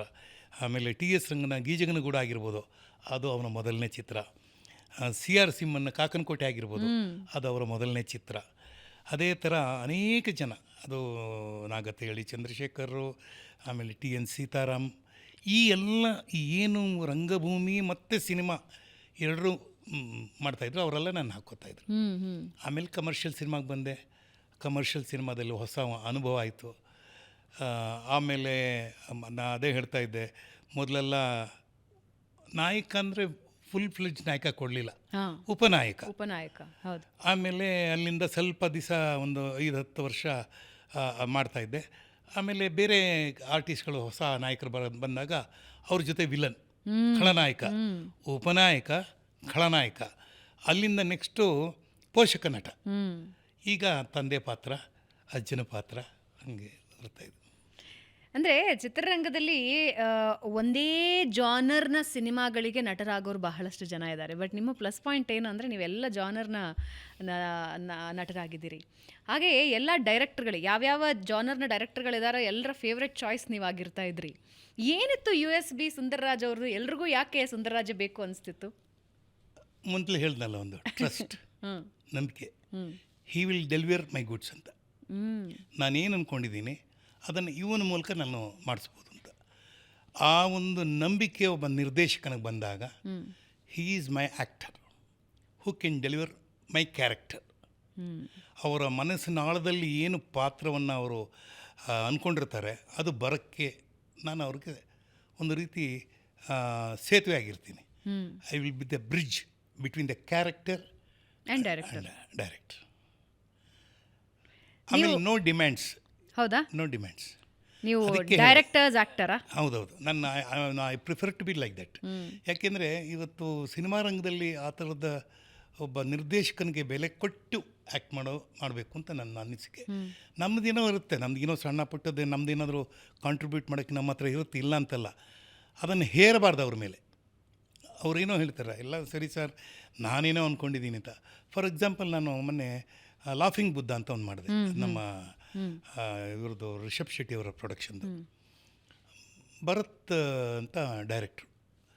ಆವಾಗ ಡಬ್ಬಿಂಗ್ ಮಾಡುವಾಗ ಸರ್ ಸ್ವಲ್ಪ ಜಾಸ್ತಿ ಆಯಿತು ಸರ್, ಸ್ವಲ್ಪ ಟೋನ್ ಡೌನ್ ಮಾಡಿ ಸರ್ ಅಂದರೆ ಏನು ಜಾಸ್ತಿ ಏನು ನೀವು ಅಂದರೆ ಅವರ ಕಾನ್ಸೆಪ್ಟ್ನಲ್ಲಿ ಆ ಪಾತ್ರಕ್ಕೆ ಕಿರ್ಚಬಾರ್ದು, ಲೌಡಾಗಿರಬಾರ್ದು ಅನ್ನೋದು. ನಾವು ಅಂದ್ಕೊಂಡ್ರೆ ನಮಗೆ ಸೆಟ್ ಪ್ಯಾಟ್ರನ್ ಇರುತ್ತೆ. ಒಂದ್ಸಲ ರಜನಿಕಾಂತ್ ಹೇಳಿದರು, ನಾನು ಈ ಥರದ್ದೇನೋ ಒಂದಿರುತ್ತೆ, ಅದೆಲ್ಲ ಇದು ಹೀಗೆ ಅಂತ ಹೇಳಬೇಕಾದ್ರೆ ಇದರಲ್ಲಿ ನನಗೆ ಏನು ಅವ್ರಿಗೆ ಎಕ್ಸ್ಪೆಕ್ಟ್ ಮಾಡದೆ ನಾನು ಹೇಳಿದ್ದಕ್ಕಿಂತ ಜಾಸ್ತಿ ಮಾಡಿದೆ, ಚೆನ್ನಾಗಿ ಮಾಡ್ದೆ ಅಂತ ಹೇಳಿದ್ರು ಕೆ ಬಾಲಚಂದರ್. ಹೌದಾ? ನಾನು ಅಂದ್ಕೊಂಡೇ ಇರಲಿಲ್ಲ ಈ ಥರ ನೀನು ಮಾಡ್ತೀಯ ಅಂತ, ನಾನು ಅಂದ್ಕೊಂಡೇ ಇರಲಿಲ್ಲ ಅಂತ. ಆಮೇಲೆ ಒಂದು ಮೊನ್ನೆ ನಾನು ರಜನಿಕಾಂತ್ ಮೀಟ್ ಮಾಡಿದ್ದೆ, ನನ್ನ ಮಗಳು ಆ್ಯಕ್ಟ್ ಮಾಡ್ತಾಯಿದ್ದಾಳೆ. ಆಗ ರಜನಿಕಾಂತ್ ಸಿಕ್ಬಿಟ್ಟು ಹಿ ರಿಮೆಂಬರ್ಡ್ 50 ವರ್ಷದ ಹಿಂದೆ ಆದಂಥ ಸಿನಿಮಾ ತಪ್ಪಿದ ತಾಳಗಳು. ನಾವು 2 ಸಿನಿಮಾ ಮಾಡಿದ್ದೆ ಅವ್ರ ಜೊತೆಗೆ. ಅವರು ಆ ದಿನವನ್ನು ನೆನೆಸ್ಕೊಂಡ್ರು. ಆ ಒಂದು ದಿನದಲ್ಲಿ ನಾನು ನಿಮ್ಮ ಜೊತೆ ಮಾಡಿದಾಗ ಅದೇನಾಯಿತು ಅನ್ನೋದಕ್ಕೆ ಖುಷಿಪಟ್ಟರು. ಅವರು ಇವತ್ತು ಯಾವುದೋ ಇಂಟರ್ನ್ಯಾಷನಲ್ ಲೆವೆಲಲ್ಲಿದ್ದಾರೆ. ಆದರೆ ಆ ದಿನಗಳಲ್ಲಿ ಆದಂಥ ಆ ಘಟನೆಗಳು ಸ್ವಾರಸ್ಯವಾಗಿತ್ತು ಅನ್ನೋದು. ವಂಡರ್ಫುಲ್. ತಪ್ಪಿದ ತಾಳಂಗಳ ಬಗ್ಗೆ ಮಾತಾಡೋದಾದ್ರೆ, ಯಾಕಂದ್ರೆ ರಜನಿಕಾಂತ್ ಅವ್ರನ್ನ ಮೀಟ್ ಆದ್ರಿ ಅಂತ, ಆ ದಿನಗಳನ್ನು ನೆನೆಸ್ಕೊಳ್ಳೋದಾದ್ರೆ ಅವ್ರದ್ದು ವಾರ ಹೆಂಗಿರ್ತಾ ಇತ್ತು? ಯಂಗ್ಸ್ಟರ್ ಇಬ್ಬರು ಯಂಗ್ ಇದ್ರಿ ಆ ಟೈಮಲ್ಲಿ. ಹೆಂಗೆ ರಜನಿಕಾಂತ್ ಹೆಂಗಿರ್ತಿದ್ರು ಸೆಟ್ಟಲ್ಲಿ? ಹೆಂಗಾಗಿದ್ದಾಗ ಹೆಂಗೆಂಗೋ ಇರ್ತೀವಿ. ಅದೇ ಹೇಳ್ದಲ್ಲ, ಯಂಗ್ ರಜನಿಕಾಂತ್ ಹೆಂಗಿರ್ತಿದ್ರು? ಅಯ್ಯೋ ಅಯ್ಯೋ ಅಯ್ಯೋ ಅಯ್ಯೋ, ನನಗೆ ಮೊನ್ನೆ ಅದೇ ಥರನೇ ಇದ್ದಾರೆ ಅವ್ರಿಗೆ. ಎಕ್ಸೆಪ್ಟ್ ನನಗೂ ಬಿಳಿ ಕೂದಲು, ಅವ್ರಿಗೂ ಬಿಳಿ ಕೂದಲು. ಈಗ ಅವರು ಬಹಳ ಸಣ್ಣ ಆಗಿದ್ದಾರೆ. ನನ್ನನ್ನು ಕೇಳಿದ್ರು ಯಾಕೆ ದಪ್ಪ ಆಗಿದ್ದೀರಾ ಅಂತ ಕೇಳಿದ್ರು. ಆಮೇಲೆ ನೋಡಿ ಅವ್ರಿಗೆ ಹೇಳಿದ್ರಿಲ್ಲ, ನೀವು ಸಣ್ಣ ಆದಾಗ ನಿಮ್ಮ ಎನರ್ಜಿ ಲೆವೆಲ್ ಜಾಸ್ತಿ ಆಗುತ್ತೆ. ನಾನು ಯೋಗ ಮಾಡ್ತಾಯಿದ್ದೀನಿ, ಮತ್ತು ಆಹಾರ ಮಿತ ಆಹಾರ, ಮತ್ತು ಆ ಸ್ಪೀಡು ಮಾತೆಲ್ಲ ಅದೇ ಥರನೇ ಇದೆ. ಸೇಮ್ ಏನು ಅವರೇನ ಮೇಕಪ್ ಮಾಡ್ಕೊಂಡು ನಿಂತುಬಿಟ್ರೆ ಹಳೇ ರಜನಿಕಾಂತೆ. ಬಟ್ ಮನುಷ್ಯ ಬದಲಾಗಬಾರ್ದು. ನಾನು ಹೇಳೋದು, ಚಿತ್ರರಂಗ ಬದಲಾಗತ್ತೆ, ಬದುಕು ಬದಲಾಗತ್ತೆ. ನನಗೆ ನಾವು ಆ ಬದುಕಿಗೆ ತಕ್ಕಂತೆ ಬದಲಾಗಬೇಕೆ ಹೊರತು ನಾವು ಬದಲಾಗಬಾರ್ದು. ಈಗ ಅದಕ್ಕೆ ಮುಂಚೆನೇ ಹೇಳಿದೆ ಟ್ರಸ್ಟ್ ಅನ್ನೋದನ್ನು. ಯಾಕೆಂದರೆ ನನಗೆ ನನ್ನ ಬಗ್ಗೆ ನನ್ನದೇ ಆದಂಥ ಒಂದು ಅಧ್ಯಯನ ಮಾಡಿದ್ದೀನಿ. ಹೌ ಗುಡ್ ಐ ಆಮ್ ಅಂತ. How good I am, yes. ನನ್ನಲ್ಲಿ ಕಾನ್ಷಿಯಸ್ ಹೇಳ್ತಾ ಇರ್ತಿಲ್ಲ, ನೀನು ತಪ್ಪು ಮಾಡ್ತಾ ಇದೆಯಾ, ನೀನು ಯಾರಿಗಾದ್ರೂ ಒಂದು ಅಡ್ವೈಸ್ ಮಾಡ್ತಾರೆ, ನೀನು ಸುಳ್ಳು ಹೇಳ್ತಾ ಇದೆಯಾ, ಇದು ನಿನಗೆ ನೆಸೆಸಿಟಿ ಇಲ್ಲ, ಇದು ಬೇಕಿರಲಿಲ್ಲ ಅಂತ ಮಾತಾಡುವಾಗ ನೋಡಿ ಮಾಡಿ ಹಿಂದೆ ಮುಂದೆ ನೋಡಿ ನಾನು ಮಾತಾಡೋ ಮಾತಿನಿಂದ ಅವ್ರಿಗೇನೋ ಹರ್ಟ್ ಆಗುತ್ತಾ, ಇದನ್ನು ಅವ್ರಿಗೆ ಹೇಳಲ್ಲ, ಇವೆಲ್ಲ ಯೋಚನೆ ಮಾಡ್ತೀನಿ. ಸೊ ಹಾಗಾಗಿ ನನಗೇನಂದರೆ I am a more self analysed person. ನನ್ನನ್ನು ನಾನೇ ತೀಡ್ಕೊಳ್ಳೋದೆಲ್ಲ ನಾನು ಬೇರೆ ತಿದ್ದಕ್ಕೆಲ್ಲ ಹೋಗಲ್ಲ ನಾನು. ಸೊ ಸಿನಿಮಾ ರಂಗದಲ್ಲಿ ಈ ಬದಲಾವಣೆಗಳನ್ನ ಆಗ್ತಾ ಇರುತ್ತೆ. ಸೇ ಫಾರ್ ಎಕ್ಸಾಂಪಲ್ ಪಾತ್ರಗಳಿಗೆ, ಈಗ ನಾನು ಚಿಕ್ಕ ವಯಸ್ಸಲ್ಲಿ ಯಾರೋ ಮೊನ್ನೆ ಹೇಳ್ತಾಯಿದ್ರು, ಯಾವುದೋ ಒಂದು ಶೂಟಿಂಗ್ ಹೋದಾಗ, ನಾವು ಚಿಕ್ಕವರಾಗಿದ್ದಾಗ ನಿಮ್ಮನ್ನು ನೋಡಿದ್ದು ಸಾರ್ ಅಂದರು. ಅವನು ನನ್ನ ವಯಸ್ಸನ್ನೇ, ಅವನು ಇವನು ಯಾವಾಗ ಚಿಕ್ಕವನಾಗಿದ್ದಾನೆ ಅಂತ ನನಗೆ. ಅವರು ಅವನ ವಯಸ್ಸಲ್ಲಿರೋ ನೋಡಿಬಿಟ್ಟು ನಾವು ಚಿಕ್ಕವರಾಗಿದ್ದಾಗ ನಿಮ್ಮನ್ನು ನೋಡಿದ್ವಿ. ಅದೊಂಥರ ಸಿನಿಮಾದಲ್ಲಿ ಆ ಮಾತುಗಳು ಭಾಳ ಸಹಜ. ಆಮೇಲೆ ಹೇಳಿದ್ರು, ಎಷ್ಟೋ ಜನ ನನಗೆ ಅನ್ನಿಸ್ತು, ನಾವು ಚಿಕ್ಕವರಾಗಿದ್ದಾಗ ನಾವು ಹಿರಿಯ ಕಲಾವಿದರು, ದೊಡ್ಡ ಕಲಾವಿದರು, ಅವ್ರನ್ನೆಲ್ಲ ಇವನ್ನೆಲ್ಲ ನಾನು ನೋಡ್ತೀನ ಅಂತ ನಮಗೇನೋ ಒಂದು ಪ್ರಶ್ನೆ ಉಳಿದಿತ್ತಲ್ಲ, ಆ ಪ್ರಶ್ನೆಗೆ ಅವರಲ್ಲಿದೆ. ನಿಮ್ಮನ್ನೆಲ್ಲ ನೋಡಿದ್ವಲ್ಲ ಸರ್, ಖುಷಿ ಆಯಿತು ಸರ್ ಅನ್ನೋದು ಒಬ್ಬ ಕಲಾವಿದನಿಗೆ ಅದು ಒಂದು ದೊಡ್ಡ ವಿಷಯ. ವಾಪಸ್ ಹೋಗೋದು ಒಂದು ಸ್ವಲ್ಪ ವಾಪಸ್ ಬಂದ್ಬಿಡೋಣ. ತಪ್ಪಿದ ತಾಳಂಗಳು 1-2 ಘಟನೆಗಳನ್ನು ನೆನಪಿಸ್ಕೊಳ್ತಾ ಇದ್ರು ರಜನಿಕಾಂತ್ ಅಂತ ಅಂದರೆ, ಏನ ಘಟನೆಗಳು? ಒಂದು ಏನಪ್ಪ ಅಂತಂದರೆ, ಫಸ್ಟ್ ಡೇ ಒಂದು ಶಾಟ್, ನನ್ನ ಫಸ್ಟ್ ಶಾಟ್ ಇದ್ದಿದ್ದು ಪ್ರಮೀಳಾ ಜೋಶಿ, ರಜನಿಕಾಂತ್ ಮತ್ತು ನಾನು ಅವನ ಮನೆಗೆ ಬಂದು ಕೂತಿರ್ತಾನೆ. ತಂಗಿ ರೋಲು ರಜನಿಕಾಂತ್, ಇದು ಪ್ರಮೀಳಾ ಜೋಶಿ, ಅಣ್ಣನ ಪಾತ್ರ ಇವರು. ನಾನು ಒಂಥರ ವೇವರ್ಡ್ ಬಾಯ್, ನಾನೊಬ್ಬ ಇಲಿಸಿಟ್ ಲಿಕ್ಕರ್ ಮಾಡ್ತಾಯಿರೋ ನಾನು. ನಾನೇನು ಮಾಡ್ತೀನಿ, ಒಂದು ಮೋಟರ್ ಸೈಕಲಲ್ಲೇ ಮನೆ ಒಳಗಡೆ ಬರ್ತೀನಿ. ಮನೆ ಒಳಗಡೆ ಬಂದು ಅದು ತೊಟಿ ಮನೆಯದು, ಅದು ಸುತ್ತಕೊಂಡು ಸುತ್ತಾಕಿ ಅವ್ರ ಮಧ್ಯದಲ್ಲಿ ನಿಂತಿರ್ತಾರೆ. ಅವನು ಮಾತಾಡೋಂತಾನೆ ಹಂಗೇ ಮೋಟರ್ ಸೈಕಲಲ್ಲಿ ಮಾತಾಡಿ ಸುತ್ತಾಕಿ ಮಾತಾಡೋ ಸೀನ್ ಇದು. ನನಗೆ ಬಾಲಚಂದರ್ ಕೇಳಿದ್ರು, ಏನಪ್ಪ ನಿಮಗೆ ಮೋಟರ್ ಸೈಕಲ್ ಓಡಿಸ್ತೀಯ ಅಂತ. ಅವಾಗೆಲ್ಲ ನಮಗೆ ಬರೋಲ್ಲ ಅಂದ್ಬಿಟ್ರೆ ಏನೋ ಪಾತ್ರನ ಕಿತ್ತಾಕ್ಬಿಡ್ತಾರೋ ಏನೋ ಅನ್ನೋಕ್ಕೋಸ್ಕರ ಏನೋ ಹೇಳೋಣ ಬರುತ್ತೆ ಅಂದ್ಬಿಟ್ಟೆ. ಆದರೆ ಯಾವ ಮೋಟರ್ ಸೈಕಲ್ ಅಂತ ಕೇಳ್ಕೊಳ್ಳಿಲ್ಲ. ಅವಾಗೆಲ್ಲ ನಾವೆಲ್ಲ ಜಾವಾ ಓಡಿಸ್ತಾ ಇದ್ವಿ, ಜಾವಾ ಮೋಟರ್ ಸೈಕಲ್ ಓಡಿಸ್ತಾ ಇದ್ವಿ. ನಮ್ಮ ಹತ್ರ ಗಾಡಿ ಇರಲಿಲ್ಲ, ಅವರು ಇವ್ರದ್ದು ತಗೊಂಡು ಓಡಿಸ್ತಾ ಇದ್ವಿ. ಸರಿ, ಫಸ್ಟ್ ಡೇನೇ ಶಾರ್ಟ್ ಬಂತು. ನೋಡ್ತೀನಿ ಬುಲೆಟ್ ತಂದಿಟ್ಬಿಟ್ಟಿದ್ದಾರೆ. ನನ್ನ ಗಾಡಿನೇ ನೋಡಿ ಒಂಥರ ಗಾಬರಿ ಆಗ್ಬಿಟ್ಟೆ. ಇದೇನಪ್ಪ ಇಷ್ಟು ದೊಡ್ಡ ಗಾಡಿ ತಂದಿದ್ದಾರೆ, ಬುಲೆಟು. ಅವನು ಬಂದ, ಬಾಡಿಗೆ ಕೊಡೋನು ಬಂದಿದ್ದ. ಅಣ್ಣ ನಮಸ್ಕಾರ ಅಣ್ಣ. ನಮಸ್ಕಾರಪ್ಪ. ಹೌದಾ, ಹೆಂಗಯ್ಯ ಸ್ಟಾರ್ಟ್ ಮಾಡೋದು ಇದು ನಾನು ಕೇಳಿದೆ. ಸರ್ ತುಂಬ ಸುಲಭ ಸರ್, ಏನಿಲ್ಲ ಸರ್. ಎಸ್ ಸರ್, ನಿಮಗೆ ಬರಲ್ವ ಸರ್ ಮೋಟರ್ ಸೈಕಲ್ ಓಡಿಸೋಕ್ಕೆ? ಬರುತ್ತೆಪ್ಪ, ಈ ಮೋಟರ್ ಸೈಕಲ್ನ ನೋಡಿಸಿಲ್ಲಪ್ಪ ಅಂದೆ. ಏನಿಲ್ಲ ಸರ್, ನೋಡಿ ಇದು ಇದೆಯಲ್ಲ, ಇದು ಸ್ಟಾರ್ಟ್ ಅಂತ ಎಡಗಡೆಗೆ ಇದು ಸ್ಟಾರ್ಟು ಸರ್. ಇದು ಸ್ಟಾರ್ಟ್ ಮಾಡಿದ ತಕ್ಷಣ ಆ ಗೇರ್ ಲೀವರ್ ಅದೇ ಹೋಗಿ ಮುಂದೆ ಬಿದ್ದೋಗುತ್ತೆ. ಅದೇ ಗೇರು, ಸ್ಟಾರ್ಟ್ರು ಅದೇ, ಗೇರು ಅದೇ, ಮತ್ತು ರೈಟ್ ಸೈಡಲ್ಲಿ ಬ್ರೇಕು. ನಮ್ಮ ಜಾವಾದಲ್ಲಿ ಹಾಗಲ್ಲ. ಜಾವಾದಲ್ಲಿ ರೈಟ್ ಸೈಡಲ್ಲಿ ಇದಿರುತ್ತೆ, ಯಾವುದೋ ಸ್ಟಾರ್ಟರು, ಲೆಫ್ಟ್ ಸೈಡಲ್ಲಿ ಗೇರ್ ಇರುತ್ತೆ. ನನಗೆ ಇದು ಏನೇ ಈ ಥರ ತಂದುಬಿಟ್ಟಿದ್ದಾರೆ, ಇದು ಗೇರು ಅದು ಗೇರು ಅಂತ ಅಂದ್ಬಿಟ್ಟು ಸ್ಟಾರ್ಟ್ ಮಾಡಿಬಿಟ್ಟೆ ಗಾಡಿನ. ರೆಡಿನಾ ಸ್ಟಾರ್ಟ್ ಅವನೇ ಸ್ಟಾರ್ಟ್ ಮಾಡಿಕೊಟ್ಟ. ರೆಡಿನಾ ಅಂದರು. ರೆಡಿ ಸ್ಟಾರ್ಟ್ ಮಾಡಿ ಫಾಸ್ಟ್ ಡೇನೇ ಚಾಮುಂಡೇಶ್ವರಿ ಸ್ಟುಡಿಯೋ ಹೋದೆ. ಸೆಟ್ ಹಾಕಿದ್ರು. ಆ ಸೆಟ್ ಹಾಕಿದಾಗ ಹಿಂಗೆ ತಿರುಗಿಸ್ಬೇಕಲ್ಲ, ಆ ತಿರುಗಿಸೋಷ್ಟೊತ್ತಿಗೆ ಅಲ್ಲೊಂದು ದೊಡ್ಡ ಪಿಲ್ಲರ್ ಇತ್ತು, ಹೋಗಿ ಗುದ್ಬಿಟ್ಟೆ. ಪಿಲ್ಲರೇ ಮುರಿದೋಯ್ತು. ನೋಡ್ತಾ ಇದ್ರು. ನಿಮಗೇನಾಗಿಲ್ಲ ಅಲ್ಲ? ನನಗೇನಾಗಲಿಲ್ಲ, ಸೆಟ್ಗಾಗೋಯ್ತಲ್ಲ. ಅಲ್ಲಿಂದ ಬಂದರು ಡೈರೆಕ್ಟ್ರು. ಏನಪ್ಪ, ಅವ್ರು ತಮಿಳಲ್ಲಿ ಅರುವುಗಟ್ಟೆ ಮುಂಡೋ ಅಂದರೆ ದಡ್ ನನ್ನ ಮಗನ ಏನು ಮಾಡಿದೆ ನೀನು, ಸೆಟ್ಟನ್ನು ಹಾಳು ಮಾಡಿದೆಯಲ್ಲ ನೀನು. ಕೋಪ ಜಾಸ್ತಿ ಅವ್ರಿಗೆ. ನನಗೆ ಏನು ಅದನ್ನು ರೆಡಿ ಮಾಡೋಕ್ಕೆ ಇನ್ನೂ 2 ಅವರ್, ಅದೆಲ್ಲ ಸೆಟ್ಟೆಲ್ಲ ರೆಡಿ ಮಾಡಬೇಕು. ಸರ್ ನನಗೆ ಏನು ಹೇಳು, ನನಗೆ ಈ ಮೋಟರ್ ಸೈಕಲ್ ಬರೋಲ್ಲ, ಜಾವಾ ಓಡಿಸ್ತೀನಿ ಅಂತಂದೆ. ಅದನ್ನು ಮುಂಚೆನೇ ಹೇಳಬೇಕಾಗಿತ್ತಲ್ಲ ನೀನು ಅಂದರು. ಸರಿ, ಮತ್ತೆ ನೆಕ್ಸ್ಟು 1 ಡೇ ಗ್ಯಾಪ್ ಕೊಟ್ಬಿಟ್ರು. ಇದು ಅವ್ರಿಗೆ ಒಂದು ಇನ್ಸಿಡೆನ್ಸ್. ಯಾರಿಗೆ? ರಜನಿಕಾಂತ್ ಇದನ್ನು ನೆನೆಸ್ಕೋತಾರೆ. ಅಲ್ಲ ಅವತ್ತು ಇದು ಮಾಡಿದ್ರಿ, ಆಮೇಲೆ ಮತ್ತೆ ಆ ಶಾರ್ಟ್ನ ಒಂದೇ ಟೇಕ್ ಮಾಡಿದೆ. ನೆಕ್ಸ್ಟ್ ಡೇ ಒಂದೇ ಟೇಕಲ್ಲಿ ಜಾವಾದಲ್ಲಿ ಎಲ್ಲ ಓಡಿಸಿ ಗಿಡಿಸಿ ಎಲ್ಲ ಮಾಡಿದೆ. ಇದೊಂದು ಇನ್ಸಿಡೆನ್ಸು. ಆಮೇಲೆ ಜೊತೆಲೇ ಹೋಗ್ತಾಯಿದ್ವಿ ನಾವು. ಜೊತೆಲಿ ಹೋಗ್ಬೇಕಾದ್ರೆ ಅವ್ರಿಗೆ ಯಾವಾಗಲೂ ಕೇಳೋರು, ನಾಟಕ ಅಂದರೆ ಸಿಕ್ಕಾಪಟ್ಟೆ ಇಷ್ಟ, ಯಾವುದೇ ನಾಟಕ ಆದರೆ ಇಷ್ಟ. ಆವಾಗ ನಾನೊಂದು ದಿವಸ ಏನು ಮಾಡಿದೆ, ಆ ಸೆಟ್ಟಲ್ಲಿ ಕೆಳಗಡೆ ಪೇಪರ್ ಹಾಕೊಂಡು ಮಲ್ಕೊಂಬಿಟ್ಟೆ. ನಾಟಕದವ್ರಲ್ಲ ನಾವು. ಅವ್ರು ಬಂದು ನೋಡಿದ್ರು ನನಗೆ, ಏನು ಸರ್ ನೀವು ಕೆಳಗಡೆ ಮಲಗಿದ್ದೀರಾ ಅಂದರು. ನಾವು ನಾಟಕದವ್ರಲ್ಲ ಸರ್, ಕೆಳಗಡೆನೇ ಮಲಗೋದು ಅಂತ ಹೇಳಿ ಇವರು ಮಲ್ಕೊಂಬಿಟ್ರು.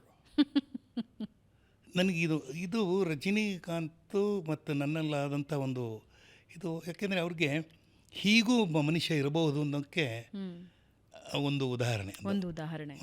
ಅಂದು ಸಿಕ್ಕಾಪಟ್ಟೆ ಸ್ನೇಹಮಯಿ, ಒಂದು ಈಗೋ ಇಲ್ಲ, ಒಂದು ಇದೆಲ್ಲ ಜಂಬ ಇಲ್ಲ. ಅದು ಇವತ್ತು ಆಗಿದೆ. ನಾನು ನೋಡಿದ 50 ವರ್ಷದ ಹಿಂದೆ ಏನದು ಇವತ್ತು ಹಾಗೆ ಇದ್ದಾರೆ. ನಿಮ್ಮ ಟೈಮ್ನಲ್ಲಿ ನೀವೇ ಆಗಲೇ ಉದಾಹರಣೆಗಳನ್ನು ಕೊಡ್ತಾ ಇದ್ರಿ, ಯಾರ್ಯಾರು ಎಂಟ್ರಾದರು ಸಿನಿಮಾ ರಂಗಕ್ಕೆ ಅಂತ. ಮೋಸ್ಟ್ ಕ್ಯೂರಿಯಸ್ ಆ್ಯಕ್ಟರು ಯಾರಿದ್ರು ಆ ಟೈಮಲ್ಲಿ? ಅಂದರೆ ನಿಮಗೆ ಅನಿಸ್ತಿತ್ತು ಎಂಥ ನಟ ಇದ್ದಾನೆ ಇವನು, ಯಾರು ಅನಿಸ್ತಿದ್ರು ಹಾಗೆ? ವಿಷ್ಣು. ಹೌದಾ? ಯಾಕೆ? ಇಲ್ಲ, ಅದೇನೋ ನನಗೆ ವಿಷ್ಣು ಮೊದಲಿಂದ ಕಾಲೇಜಲ್ಲಿ ಅವನು ಇನ್ನೂ ಆ್ಯಕ್ಟ್ರ್ ಆಗಿರಲಿಲ್ಲ. ನಾನು ಸ್ಟೇಜಲ್ಲಿ ಆ್ಯಕ್ಟ್ ಮಾಡ್ತಾಯಿದ್ದೆ, ನಾನು ಪರ್ಫಾರ್ಮ್ ಮಾಡ್ತಾಯಿದ್ದೆ. ಬಟ್ ಅವನು ಅಲ್ಲೊಂದು ಇಲ್ಲೊಂದು ಮಾಡೋನು. But it's not A full fledged actor ಆಗಿಲ್ಲ. ಬಟ್ ಸುರುದ್ರೂಪಿ, ಭಾಳ ಸುರುದ್ರೂಪಿ, ತುಂಬ ಚೆನ್ನಾಗಿ ಹಾಡೋರು. ಕಣ್ಣು ಮತ್ತು ಮೂಗು ತುಟಿ ಯಾವುದರಲ್ಲೂ ಕೊರತೆ ಇಲ್ಲ. ಒಂದು ಸುರುದ್ರೂಪಿ ಒಬ್ಬ ವ್ಯಕ್ತಿ ಅಂದರೆ ಅದು ವಿಷ್ಣು. ಇವತ್ತಿಗೂ ಹೇಳ್ತೀನಿ, ಆ ನಗು ಆಗಿರ್ಬೋದು, ಆ ವಾಯ್ಸ್, ಇವತ್ತಿಗೂ ಆ ಧ್ವನಿ ಎಷ್ಟು ಚೆನ್ನಾಗಿರುತ್ತೆ ಅಂತ. ಆಮೇಲೆ ಬೇಸಿಕಲಿ ನಮ್ಮಿಬ್ಬರಲ್ಲಿ ಒಂದು ಕಾಮನ್ ಸೆನ್ಸ್ ಏನಿತ್ತು ಅಂದರೆ, ನಾನು ಬುಲ್ಬುಲ್ ಥರ ಬರ್ಸ್ತಾಯಿದ್ದೆ. ಬುಲ್ಬುಲ್ ಥರ ಅಂತ ಗೊತ್ತಲ್ಲ, ding ding ding ding ding ಅಂತ. ಅದೊಂದು ಮಾಡೋದು ಅವ್ರು ಹಾಡು ಹೇಳೋರು. ಅದು ವೈರಲ್ ಆಗಿದೆ, ಒಂದು ಫೋಟೋ ಕೂಡ ಮೊನ್ನೆ ಹಾಕಿದಾಗ ತುಂಬ ವೈರಲ್ ಆಗಿತ್ತು. ಆಮೇಲೆ ಯಾವಾಗ ವಂಶವೃಕ್ಷ ಆಯಿತು ಅದರಲ್ಲಿ ಆ ವಂಶವೃಕ್ಷದಲ್ಲಿ ನಾನು ಮಾಡಬೇಕಾಗಿತ್ತು ಮುಂಚೆ. ಅದಕ್ಕೆ ತಪ್ಪೋಗಿ ಆಮೇಲೆ ವಿಷ್ಣು ಮಾಡಿದ್ರು. ಅದಾದಮೇಲೆ ನಾಗರಾವ್ ಆಯಿತು. ನಾಗರಾವ್ ಆದ ತಕ್ಷಣ ಒಂದು ಕಾರ್ ತೊಗೊಂಡು ಅವನು ಅಲ್ಲೊಂದು ಸೆಲೆಕ್ಷನ್ ಸೆಂಟ್ರ್ ಅಂತ ಒಂದು ಇದೆ, ಪಾಂಡು ಅಂತ ಅವರಿಲ್ಲ, ಇವಾಗ ತೀರ್ಕೊಂಡ್ಬಿಟ್ಟಿದ್ದಾರೆ, ಅವರು ಮಗ ಇದ್ದಾರೆ. ಆ ಕಾರ್ ಹೆಂಗಿತ್ತಂದರೆ ಸ್ಟ್ಯಾಂಡರ್ಡ್ ಹೆರಾಲ್ಡ್ ಕಾರ್ ಅದು. ಅದಕ್ಕೆ ಡಬಲ್ ಡೋರ್ ಅಷ್ಟೇ, 4 ಡೋರ್ಸ್ ಇರಲಿಲ್ಲ. ಈ ಕಡೆ ಒಂದು, ಲೆಫ್ಟಲ್ಲಿ ಒಂದು, ರೈಟಲ್ಲೊಂದು. ಆಮೇಲೆ ಸೀಟ್ನ ಮಡಿಸಿದ್ರೆ ಹಿಂದೆ ಹೋಗಿ ಕೂತ್ಕೋಬೋದು ಇನ್ನಿಬ್ಬರು, ಆ ಥರದ್ದು.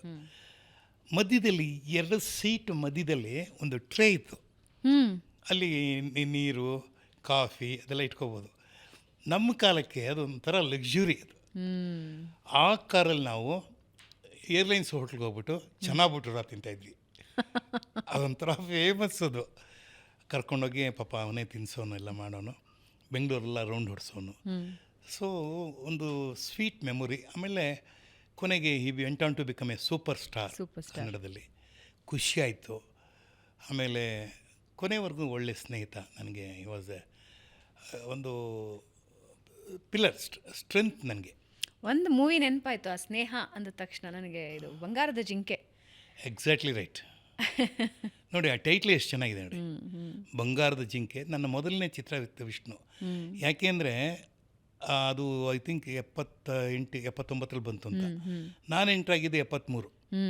ಸುಮಾರು 6 ವರ್ಷಗಳ ಕಾಲ ನಾನು ಯಾವುದೇ ಸಿನಿಮಾದಲ್ಲಿ ಅವ್ರ ಜೊತೆ ಆ್ಯಕ್ಟ್ ಮಾಡೋಕ್ಕಾಗಲಿಲ್ಲ. ಯಾಕೆ ಹಂಗಾಯ್ತು? ನಾನೊಂಥರ ಅದೇ ಹೇಳಿದೆ, ಇಲ್ಲೂ ಪಾತ್ರ ಕೇಳ್ಕೊಂಡು ಎಲ್ಲೂ ಹೋಗ್ತಾ ಇರಲಿಲ್ಲ. ನನಗೆ ಚಾನ್ಸ್ ಕೊಡಿ ಅದೆಲ್ಲ ಮೊದಲಿಂದ. ಇವತ್ತು ನನ್ನ ಹತ್ರ ಅದು it's inbuilt character of main. ನನ್ನನ್ನು ಬೇಕಾದರೆ ನೀವು ಸಂಪರ್ಕ ಮಾಡಿ, ಬಟ್ ನನಗೆ ಪಾತ್ರ ಕೊಡಿ ಅಂತ ಕೇಳೋದು, ಅವ್ರ ದಾಕ್ಷಿಣ್ಯಕ್ಕೆ ಕೊಡೋದು, ಅವ್ರು ಯಾವುದೋ ಪಾತ್ರ ಕೊಟ್ಬಿಡೋದು. ಆಮೇಲೆ ನೋಡಿ ಪಾತ್ರ ಬಂದು ಕೇಳಿದ್ರು, ನೋಡಿ ಹಿಂಗೆ ಇದಲ್ಲೆಲ್ಲ ನಂದು ಸ್ವಲ್ಪ ಕರಾರುವಾಕಾಗಿ ನಾನು ಮಾತಾಡೋದು. ಮಾತು ಹಾಗೆ ಇರುತ್ತೆ, ಕೆಲಸನೂ ಹಾಗೆ ಇರುತ್ತೆ. ಸೊ ಹಾಗಾಗಿ ಬರಲಿ, ಬಂದಾಗ ನೋಡೋಣ. ಆಮೇಲೆ ಬಂತು, ಒಂದು ಹಲವಾರು ಸಿನಿಮಾಗಳು ಬಂತು, ಮಾಡಿದ್ವಿ. ಇಷ್ಟಪಟ್ಟು ಮಾಡಿದೆ, ಕಷ್ಟಪಟ್ಟು ಮಾಡಲಿಲ್ಲ. ಎಲ್ಲವೂ ಕೆಲಸಗಳನ್ನ ಇಷ್ಟಪಟ್ಟು ಮಾಡಬೇಕು. ಸೊ ಅದು ಸ್ನೇಹ ಇರಲಿ ಏನೇ ಇರಲಿ. ನನ್ನ ಪರ್ಸ್ನಲ್ ಕ್ಯಾರೆಕ್ಟರು ಸುಂದರ್ ರಾಜ್ ಅಂದರೆ ಹೀಗೆ, ಹೇಗೆಗೋ ಅಲ್ಲ, ಹೀಗೆ ಅನ್ನೋದನ್ನು ಒಂದು ಇನ್ಬಿಲ್ಟ್ ಮಾಡಿಕೊಂಡೆ. ಹಾಗೆ ಇವತ್ತಿಗೂ ನಾನು ಹಾಗೆ ಇದ್ದೀನಿ. ನೀವಿಬ್ಬರು ಸ್ನೇಹಿತರು, ಹೌದು, ವಿಷ್ಣುವರ್ಧನ್ ಸರ್ ಮತ್ತು ನೀವು. ಆದರೆ ಆ್ಯಕ್ಟಿಂಗಲ್ಲಿ ಹೆಂಗಿರ್ತಿದ್ರಿ ಇಬ್ಬರು? ಅದೊಂದು ಜುಗಲ್ಬಂದಿ ಇರ್ತಾ ಇತ್ತಾ? ಹೇಗೆ, ಏನು ಕಾನ್ವರ್ಸೇಷನ್ ಮಾಡ್ತಿದ್ರಿ ನೀವಿಬ್ಬರು? ಹೇಗೆ ಅಂದರೆ ನಾನು ಯಾವುದನ್ನು ಲೈಟಾಗಿ ತೊಗೋತಾ ಇರಲಿಲ್ಲ. ಸೇ ಫಾರ್ ಎಕ್ಸಾಂಪಲ್, ಈಗ ಬಂಗಾರದ ಜಿಂಕೆ ಆಗಿರ್ಬೋದು, ಇದಾದಮೇಲೆ ನಾವು ಅನೇಕ ಸಿನಿಮಾಗಳು ಲೇಟ್ ಇದ್ರಲ್ಲಿ ಮಾಡಿದ್ವಿ. ಫಾರ್ ಎಕ್ಸಾಂಪಲ್ ಬೆಂಕಿ ಬಿರುಗಾಳಿ ಅಂತ ಒಂದು ಬಂತು. ಅದರಲ್ಲಿ ಈ ಶಂಕರ್ನಾಗ ಒಂದು ಗ್ರೂಪು, ವಿಷ್ಣುದೊಂದು ಗ್ರೂಪು. ವಿಷ್ಣುನೇ ಆಯ್ಕೆ, ಸುಂದರ್ ನನ್ನ ಜೊತೆ ಇರಬೇಕು, ಎಡಕಲ್ಗೂಡು ಚಂದ್ರನ ಆ ಕಡೆ ಬಿಟ್ಟಿದ್ದು, ಹೀಗೆ ಆಯ್ಕೆ ಇವರೇ ಮಾಡ್ಕೊಂಡ್ಬಿಟ್ರು. ನನಗೆ ಇವರಿರೋ ಜೊತೆಗಿರಬೇಕು ಅಂತ. ಮೇರೆ ಅಪ್ನೆ ಅಂತ ಬಂದಿತ್ತು ಪಿಕ್ಚರ್, ಅದ್ರದ್ದೇ ರೀಮೇಕ್ ಅದು. ಇವತ್ತು ಗಂಗರಾಜ್ ಅಂತ, ಅವ್ರಿಗೆ 80 ವರ್ಷ ಆಯಿತು. ಅವರು ನೆನೆಸ್ಕೊಂಡೆ ಮನೆ ಇದನ್ನಾದಾಗ. ನಾವು ಅವಾಗ ಏನು ಮಾಡ್ತಾಯಿದ್ವಿ ಅಂದರೆ, ಸೀದಾ ನಾನು, ಚಂದ್ರು, ಜಗದೀಶು ಇವರೆಲ್ಲ ಮುಂಚೆ ಹೋಗ್ಬಿಡ್ತಾಯಿದ್ವಿ. ವಿಷ್ಣು ಆಮೇಲೆ ಬರೋರು. ವಿಷ್ಣುದೊಂದು ಕ್ಯಾರೆಕ್ಟರ್ ಇದೆ, ಅವರು ಶೂಟಿಂಗ್ ಮುಗಿಯೋವರೆಗೂ ನಮ್ಮನ್ನು ಯಾರನ್ನೂ ಕಳಿಸೋಂಗಿಲ್ಲ, ನಾವೆಲ್ಲ ಇರಬೇಕು ಸೆಟ್ಟಲ್ಲಿ. ಅದು ಹಿಸ್ ಫೇವ್ರೇಟ್. ಇದು ಕೂತ್ಕೊಳ್ಳೋದು, ಜೊತೆಯಲ್ಲೇ ಊಟ ಮಾಡೋದು, ಜೊತೆಲೇ ಹಣ್ಣುಗಳು. I use to eat lot of papayas. ಅವ್ರು ತುಂಬ ಪಪಾಯ ಅಂದರೆ ನಮಗೆಲ್ಲ ತರಿಸ್ಕೊಡೋದು, ಮಾತಾಡೋದು. ನಾವು ಯಾವತ್ತೂ ಕೂಡ ನಾವು ಶಂಕರ್ ಆಗಲಿ ವಿಷ್ಣು ಆಗಲಿ, ಶಂಕರ್ ನಾನು ಬಂದಮೇಲೆ ಬಂದಿದ್ದು, ವಿಷ್ಣು ನನಗಿನ್ನ ಮುಂಚೆನೇ ಬಂದಿದ್ದು. ಸೊ ಈ ಒಂದು ಅವ್ನು ಹೇಳೋದು, ನನಗಿನ್ನ ಜೂನಿಯರ್ ಅವರು ಅಂದರೆ ಜೂನಿಯರು ಸೀನಿಯರಪ್ಪ, ನಮಗೆಲ್ಲ ಫ್ರೆಂಡ್ಸೇ ತಾನೆ ಅಂತ ಜೊತೆಯಲ್ಲಿ ಓಡಾಡ್ತಿದ್ದು. But there was a special affection towards Vishnu. ಯಾವತ್ತು ನನಗೆ ಒಂದು ಕಾರ್ನರ್ನಲ್ಲಿ ಇದ್ದೇ ಇತ್ತು. ಯಾಕೆಂದರೆ ನಮ್ಮದೇ ಬಡಾವಣೆಯಲ್ಲಿದ್ದಿದ್ದು, ಬಸವನಗುಡಿನಲ್ಲಿ. ಸಿನಿಮಾಗೆ ಬರೋಕ್ಕೆ ಮುಂಚೆ ನಾವು ಇಬ್ಬರು ಒಡನಾಟ ಇದ್ದಿದ್ದು, ಕ್ರಿಕೆಟ್ ಆಡ್ತಾಯಿದ್ವಿ. ಆಮೇಲೆ ಕಾಲೇಜಲ್ಲಿ ಎಚ್ ನರಸಿಂಹಯ್ಯನ ಫೇವ್ರೇಟ್ ಶಿಷ್ಯಂದರು ನಾವಿಬ್ಬರು. ಈ ಥರದ್ದೆಲ್ಲ ಕೆಲವು ಕ್ಯಾರೆಕ್ಟರ್ಸ್ ಎಲ್ಲ ಇತ್ತಲ್ಲ, ಒಂಥರ ನನಗೆ is all in all to me. Vishnuvardhan ಮತ್ತು ಭಾರತೀಯವರನ್ನು ನಾವೆಲ್ಲ ನಮ್ಮ ಜನ್ರೇಷನ್ನವರು ಐಕಾನ್ ಆಗಿ ನೋಡ್ತೀವಿ, ಆದರೆ ನೀವು ಜೋಡಿಯಾಗಿ ನೋಡಿದಿರಿ. ಹೆಂಗೆ ಇಬ್ಬರು ಜೋಡಿ? ತುಂಬ ಚೆನ್ನಾಗಿತ್ತು, ತುಂಬ. ಇನ್ಫ್ಯಾಕ್ಟ್ ಹೇಳೋಕ್ಕಾಗಲ್ಲ, ಯಾಕೆಂದರೆ ಎಲ್ಲ ಹಲವಾರು ಕಡೆ ನಾನು ಇದನ್ನು ಹೇಳಿದ್ದೀನಿ. ನನಗೆ ಭಾರತಿ ಮೇಲೆ ತುಂಬ ಒಂಥರ ಅನುಕಂಪ ಮತ್ತು ಪ್ರೀತಿ ಇತ್ತು. ಯಾಕಂದರೆ ಬೆಂಗಳೂರು ಮೈಲ್ ಅಂತನೋ ಏನೋ ಒಂದು ಫಸ್ಟ್ ಪಿಕ್ಚರ್ ಬಂತು ಅವ್ರದ್ದು, ಅಥವಾ ಲವ್ ಇನ್ ಬೆಂಗಳೂರು ಏನೋ ಗೊತ್ತಿಲ್ಲ, ಲವ್ ಇನ್ ಬೆಂಗಳೂರು ಇರಬೇಕು, ಕಲ್ಯಾಣ್ ಕುಮಾರ್ ಮಾಡಿದ್ದ ಫಸ್ಟ್ ಪಿಕ್ಚರ್ದು. ಅದು ಬಂದು ಮಿನರ್ವಾ ಟಾಕೀಸಲ್ಲಿ ಬಂದಿತ್ತು. ನಾನು ಐ ಸ್ಟಿಲ್ ರಿಮೆಂಬರ್. 68 ಯಾವುದೋ ಒಂದು 64 65 ಬಂದಿದ್ದು ಪಿಕ್ಚರ್ ಅದು. ನಾವೆಲ್ಲ ಕಾಲೇಜಲ್ಲಿದ್ವಿ. ನಮಗೆ ಆ ಕಾಲದಲ್ಲಿ ಈ ಕನ್ನಡದಲ್ಲಿ ಬಂದು ಭಾರತಿ ಅತಿ ಸುಂದರಿ, ಗೊಂಬೆ, ಹಿಂದಿನಲ್ಲಿ ಆಶಾ ಪರೇಖ್, ಇವರಿಬ್ಬರು ನಮ್ಮ ಮನಸ್ಸಲ್ಲಿ ಯಾವಾಗಲೂ ಹಾಂಟ್ ಮಾಡ್ತಾನೆ ಇತ್ತು. ಅದು ನಮ್ಮ ಯೂತ್ ಐಕಾನ್ ಅಂತ ಇರ್ತೀವಲ್ಲ ನಾವೆಲ್ಲ, ಹಾಗೇನೆ ನಾನು ಅಂತಲ್ಲ, ಎಲ್ಲರೂ ಆ ಏಜ್ನಲ್ಲಿ ಬಂದ್ಬಿಡುತ್ತದ ನಮಗಿಂತ ಒಂದು ಇದು, ನಾವು ಏನಾದರೂ ಇಂಥ ಹುಡುಗಿನ ಮದುವೆ ಆಗಬೇಕು, ಸಹಜ ಅದು, ಇದು ನಮ್ಮ ಲೈಫ್ ಪಾರ್ಟ್ನರ್ ಇವರಾಗಬೇಕು ಅನ್ನೋದು ಎಲ್ಲ ಸಿನಿ ಪ್ರೇಮಿಗಳಿಗೂ ತಲೆಯಲ್ಲಿ ಬಂದ್ಬಿಡುತ್ತೆ. ಅದೇ ಸಿನಿಮಾದಲ್ಲಿ ಹೀರೋ ಹೀರೋಯಿನ್ ನೋಡಿದಾಗ ನಾವು ಇವ್ರ ಥರ ಆಗಬೇಕು. ಅದು ಈ ಬೇಸ್ ಲೆವೆಲಲ್ಲಿ ಯಾರ್ಯಾರು ಇರ್ತಾರೆ, ಅದು ಹೋಟೆಲ್ ಮಾಣಿ ಇರ್ಬೋದು, ಈ ಡ್ರೈವರ್ಸು, ಕಂಡಕ್ಟರ್ಸು, ಅಥವಾ ಆಟೋ ರಿಕ್ಷಾ ಡ್ರೈವರ್ಸ್, ಯಾರಾದರೂ ವರ್ಕರ್ಸು, ಫ್ಯಾಕ್ಟ್ರಿ ವರ್ಕ್ಸ್, ಅವ್ರಿಗೆಲ್ಲ ಒಂದು ನಾನು ಹಿಂಗಾಗಬೇಕು, ನಾನು ಇನ್ಫ್ಯಾಕ್ಟ್ ಅವ್ರ ಥರನೇ ಡ್ರೆಸ್ ಮಾಡ್ಕೋತಾ ಇದ್ವಿ. ತಲೆ ಬಾಚೋದಾಗಲಿ, ಹೇರ್ ಕಟ್ಟರ್ ಹಿಂಗೆ ಮಾಡಿಸಿದ ರಾಜೇಶ್ ಖನ್ನಾ ಹೋದಾಗೆಲ್ಲ ಈ ಥರ ಎಲ್ಲ ಮಾಡಿ ಇದೆಲ್ಲ. ಅದು ಒಂದು ಎಸ್ಪೆಷಲಿ ವಿತ್ ಹೀರೋಯಿನ್ಸ್ ಇದೊಂದಿತ್ತು, ಕ್ರಶ್ ಅಂತೀರಿ, ಕ್ರಶ್ಶೇ. ಇನ್ಫ್ಯಾಕ್ಟ್ ಆಕೆ ಥರನೇ ಇದ್ದ ಪ್ರಮೀಳಾ ಜೋಶಿ ನನಗಿಷ್ಟ ಆಯಿತು. They both are like alike, so ನಾನು ಯಾವಾಗಲೂ ಹೇಳ್ತಾ ಇದ್ದೆ, ವಿಷ್ಣುಗೆ ಭಾರತಿ, ಸುಂದರನಿಗೆ ಪ್ರಮೀಳಾ ಅಂದ್ಬಿಟ್ಟು. So it's nice. ಇವತ್ತು ಅಫ್ಕೋರ್ಸ್ ಮನೆಗೆ ಹೋಗ್ತೀವಿ, ಭಾರತಿ ಅಮ್ಮ, ಐ ಕಾಲ್ ಭಾರತಿ ಅಮ್ಮ ಅಂತ ಕರಿತೀನಿ. And I miss sometimes. ಪಾಪ ಅವರು ಜೊತೆ ಈಗ ಅವ್ರಿಗೆ ಇದ್ದಾರೆ, ಮನೇಲಿ ಚೆನ್ನಾಗಿದ್ದಾರೆ. ಆ ಮ್ಯೂಚುವಲ್ ರೆಸ್ಪೆಕ್ಟ್ ಬಗ್ಗೆ ಬಹಳ ಮಾತಾಡಿದ್ದಾರೆ. ಅಂದರೆ ಸಿನಿಮಾ ಇಂಡಸ್ಟ್ರಿಯಲ್ಲಿ ವಿಷ್ಣುವರ್ಧನ್ ಮತ್ತು ಭಾರತಿ ಅವರ ನಡುವಿನ ಮ್ಯೂಚುವಲ್ ರೆಸ್ಪೆಕ್ಟ್ ಇದ್ದಲ್ಲ, ಒಬ್ರಿಗೊಬ್ರು ಕೊಟ್ಕೊಳ್ಳೋ ಗೌರವ, ಅದರ ಬಗ್ಗೆ ಬಹಳ ಟಾಕ್ಸ್ ಇವೆ. ಯಾವತ್ತೂ ಒಂದು ಹೇಳ್ತೀನಿ, ನೆನ್ನೆ ಒಂದು ನಾನು ಅನುಪಮ್ ಖೇರ್ದು ಒಂದು ಇದು ಏನಂದರೆ ವಾಟ್ ಯು ಕಾಲ್ ರೀಲ್ ಥರ ಇರೋದು ನೋಡಿ. ಅಲ್ಲಿ ಒಬ್ಬ ವ್ಯಕ್ತಿ ಒಬ್ಬಳನ್ನೇ ಹೆಚ್ಚು ಇಷ್ಟಪಡಬಾರ್ದು, ಅನೇಕರನ್ನ ಇಷ್ಟಪಡಬೇಕು. ಒಂಥರ ಶಾಕಿಂಗ್ ಆಗಿತ್ತು. ಏನೇ ಈ ಥರ ಇದೆ ಇದು, ಒಬ್ಬ ವ್ಯಕ್ತಿ, ಒಬ್ಬ ಗೌರವಾನ್ವಿತ ವ್ಯಕ್ತಿ, ಅನೇಕ ಹೆಣ್ಮಕ್ಳು ಅಂದರೆ ಹೆಣ್ಣು ಅಂತಂದಾಗ ಬೇರೆ ಥರ ಏನಿತ್ತು ಅದು. ಸ್ವಲ್ಪ ಡೀಪಾಗಿ ಹೋದಾಗ ಎಷ್ಟು ಚೆನ್ನಾಗಿ ಬಿಡಿಸಿ ಹೇಳಿದ್ದಾನೆ ಅಂದರೆ, ಮೊದಲು ನಾವು ಒಂದು ಮದುವೆ ಆದ ಸಂದರ್ಭದಲ್ಲಿ ಆಕೆ ಯೌವನವನ್ನು ನೋಡ್ತೀವಿ. ಮದುವೆ ಆದಾಗ ಅವಳು ಯೌವನ, ಅದೊಂದು ಫೇಸ್ ಆಫ್ ಲೈಫ್. ಎರಡನೇದು ಆದಾಗ ಅವಳನ್ನ ಒಂಥರ ಮಕ್ಕಳ ತಾಯಿಯಾಗಿ ನೋಡ್ತೀವಿ. ಆ ನೋಡುವಿಕೆನೇ ಬೇರೆ. ಅದನ್ನೇ ಅವನು ಹೇಳ್ತಾನೆ, ಒಂದೇ ಥರ ನೋಡಬಾರ್ದು ಅಂತ, ಬೇರೆ ಬೇರೆ ಥರ ನೋಡಬೇಕು. ಅದೇ ಸ್ವಲ್ಪ ಹೊತ್ತು, ಸ್ವಲ್ಪ ಆದಮೇಲೆ ಹಲ್ಲು ಬೀಳ್ಬೋದು, ತಲೆ ನೆರಿಬೋದು. ಅಯ್ಯೋ ಇವಳು ನಾನು ನೋಡಿದ್ದ ಅವಳಲ್ಲ, ಇವಳು ಅಲ್ಲ ಅವಳೇ, ಬಟ್ ಬದಲಾವಣೆಯ ಪರ್ವ, ಅದನ್ನು ಇಷ್ಟಪಡಬೇಕು. ನೆಕ್ಸ್ಟು ಹಲ್ಲು ಬಿದ್ದೋಗುತ್ತೆ, ಕೂದಲು ಉದುರೋಗುತ್ತೆ, ಎಲ್ಲ ಆಗುತ್ತೆ, ಮೈ ಬಾಡುತ್ತೆ. ಆಕೆ ನೋಡಿದಾಗ ಅವಾಗ ಇವಳು ನನ್ನವಳೆ ಅಲ್ವಾ ಅಂತ ಹೇಳಿ ಹೆಚ್ಚು ಪ್ರೀತಿ ಮಾಡಬೇಕಂತೆ. ಸೊ ಈ 4 ಥರದ ಜೀವನದ ಹೆಣ್ಣುಮಕ್ಕಳ ರೂಪ ಇರುತ್ತಲ್ಲ, ಅದು ಒಬ್ಬ ಗಂಡು. ಅದೇ ಥರ ಒಂದು ಹೆಣ್ಣು ಒಬ್ಬ ಗಂಡು ನೋಡೋದು ಹಾಗೇನೆ. ಅದನ್ನು ಎಷ್ಟು ವಿವರಣೆಯಿಂದ ಇತ್ತು ಅಂತಂದರೆ ನನಗೆ ಬಹಳ ಖುಷಿ ಆಯಿತು. ಅದು ವಿಷ್ಣುವರ್ಧನ್ ಆ್ಯಂಡ್ ಭಾರತಿ ನಾನು ಭಾಳ ಇಷ್ಟಪಟ್ಟೆ.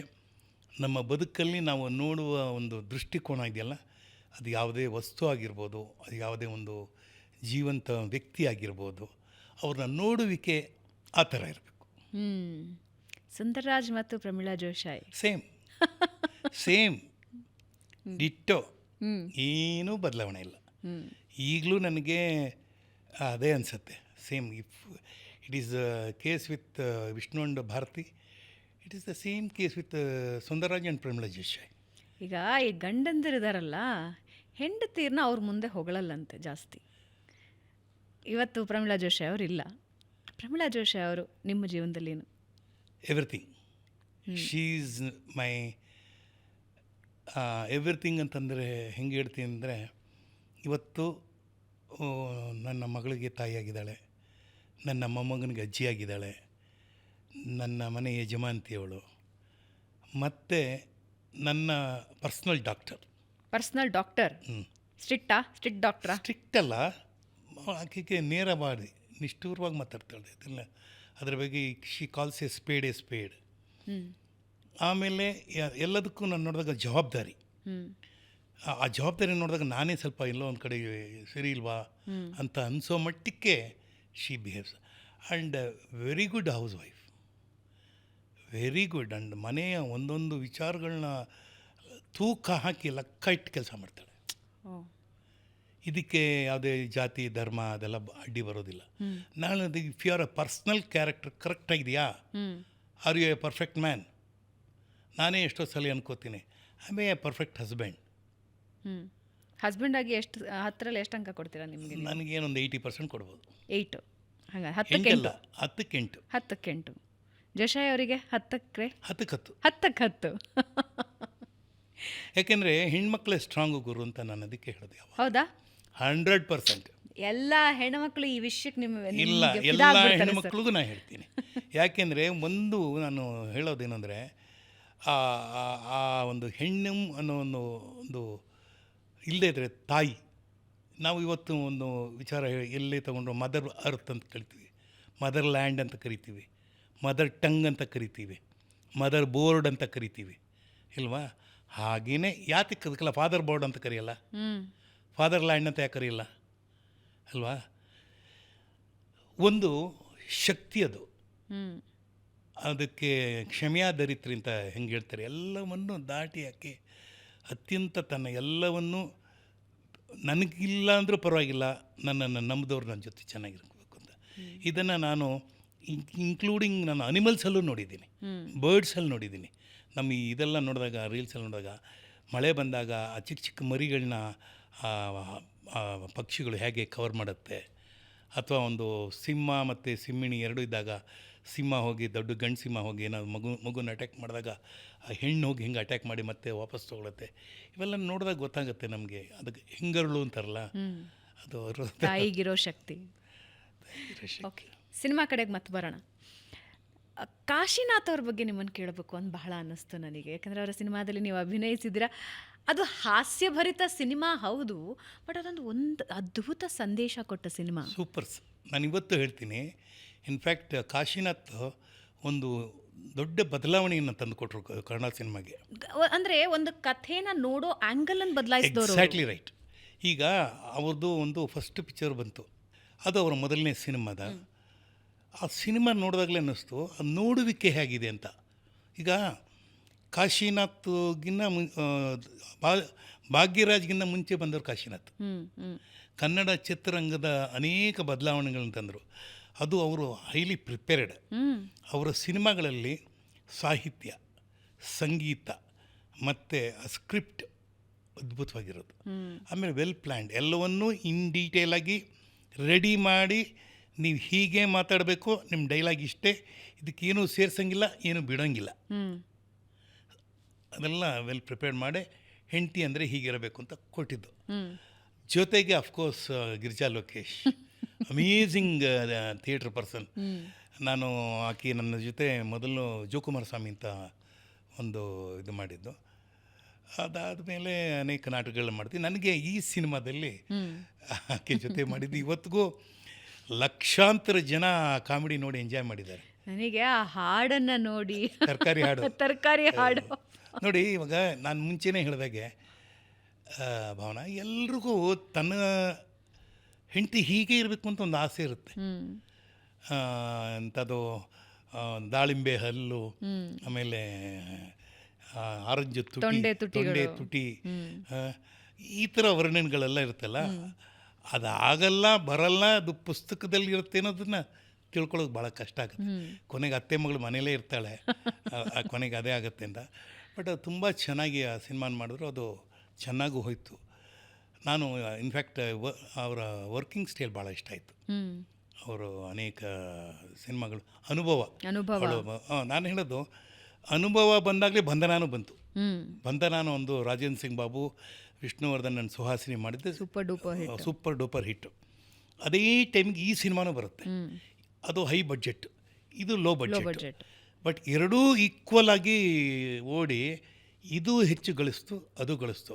ನಿಮ್ಮ ಇನ್ವೆಸ್ಟ್ಮೆಂಟ್ ಅಂತ ತೊಗೊಂಡಾಗ ಈ ಪಿಕ್ಚರ್ದ ಏನಿದೆ ಇನ್ವೆಸ್ಟ್ಮೆಂಟು, ಇದು really made a great comeback. Hmm hmm ಅವತ್ತೇ ಆ ಅನುಭವದಿಂದ ಒಂದು ಹೊಸ ಅನುಭವನೇ ಆಗಿತ್ತು ಚಿತ್ರರಂಗಕ್ಕೆ. Hmm hmm so Kashinath till is ಎಂಡ್ವರೆಗೂ ನನಗೆ ತುಂಬ ಒಳ್ಳೆಯ ಸ್ನೇಹಿತರಾಗಿದ್ದರು. ಹ್ಮ್ ಜಯನಗರದ ಎಷ್ಟು ಜನ ಡೈರೆಕ್ಟರ್ಗಳು ಹುಟ್ಕೊಂಡ್ರು ಅವರ? ಎಷ್ಟು ಜನ, ಸುಮಾರು ಜನ. ಹ್ಮ್ ಇವತ್ತಿಗೆ ನಂಗೆ ಉಪೇಂದ್ರ ನನಗೆ ಆಶ್ಚರ್ಯ ಅಂದರೆ ಆ ಸಿನಿಮಾ ಮಾಡುವಾಗ Upendra assistant director. Assistant director. ನನಗೆ ಅವ್ರು ಎಲ್ಲಿದ್ರು ಅಂತಲೇ ಗೊತ್ತಿರಲಿಲ್ಲ.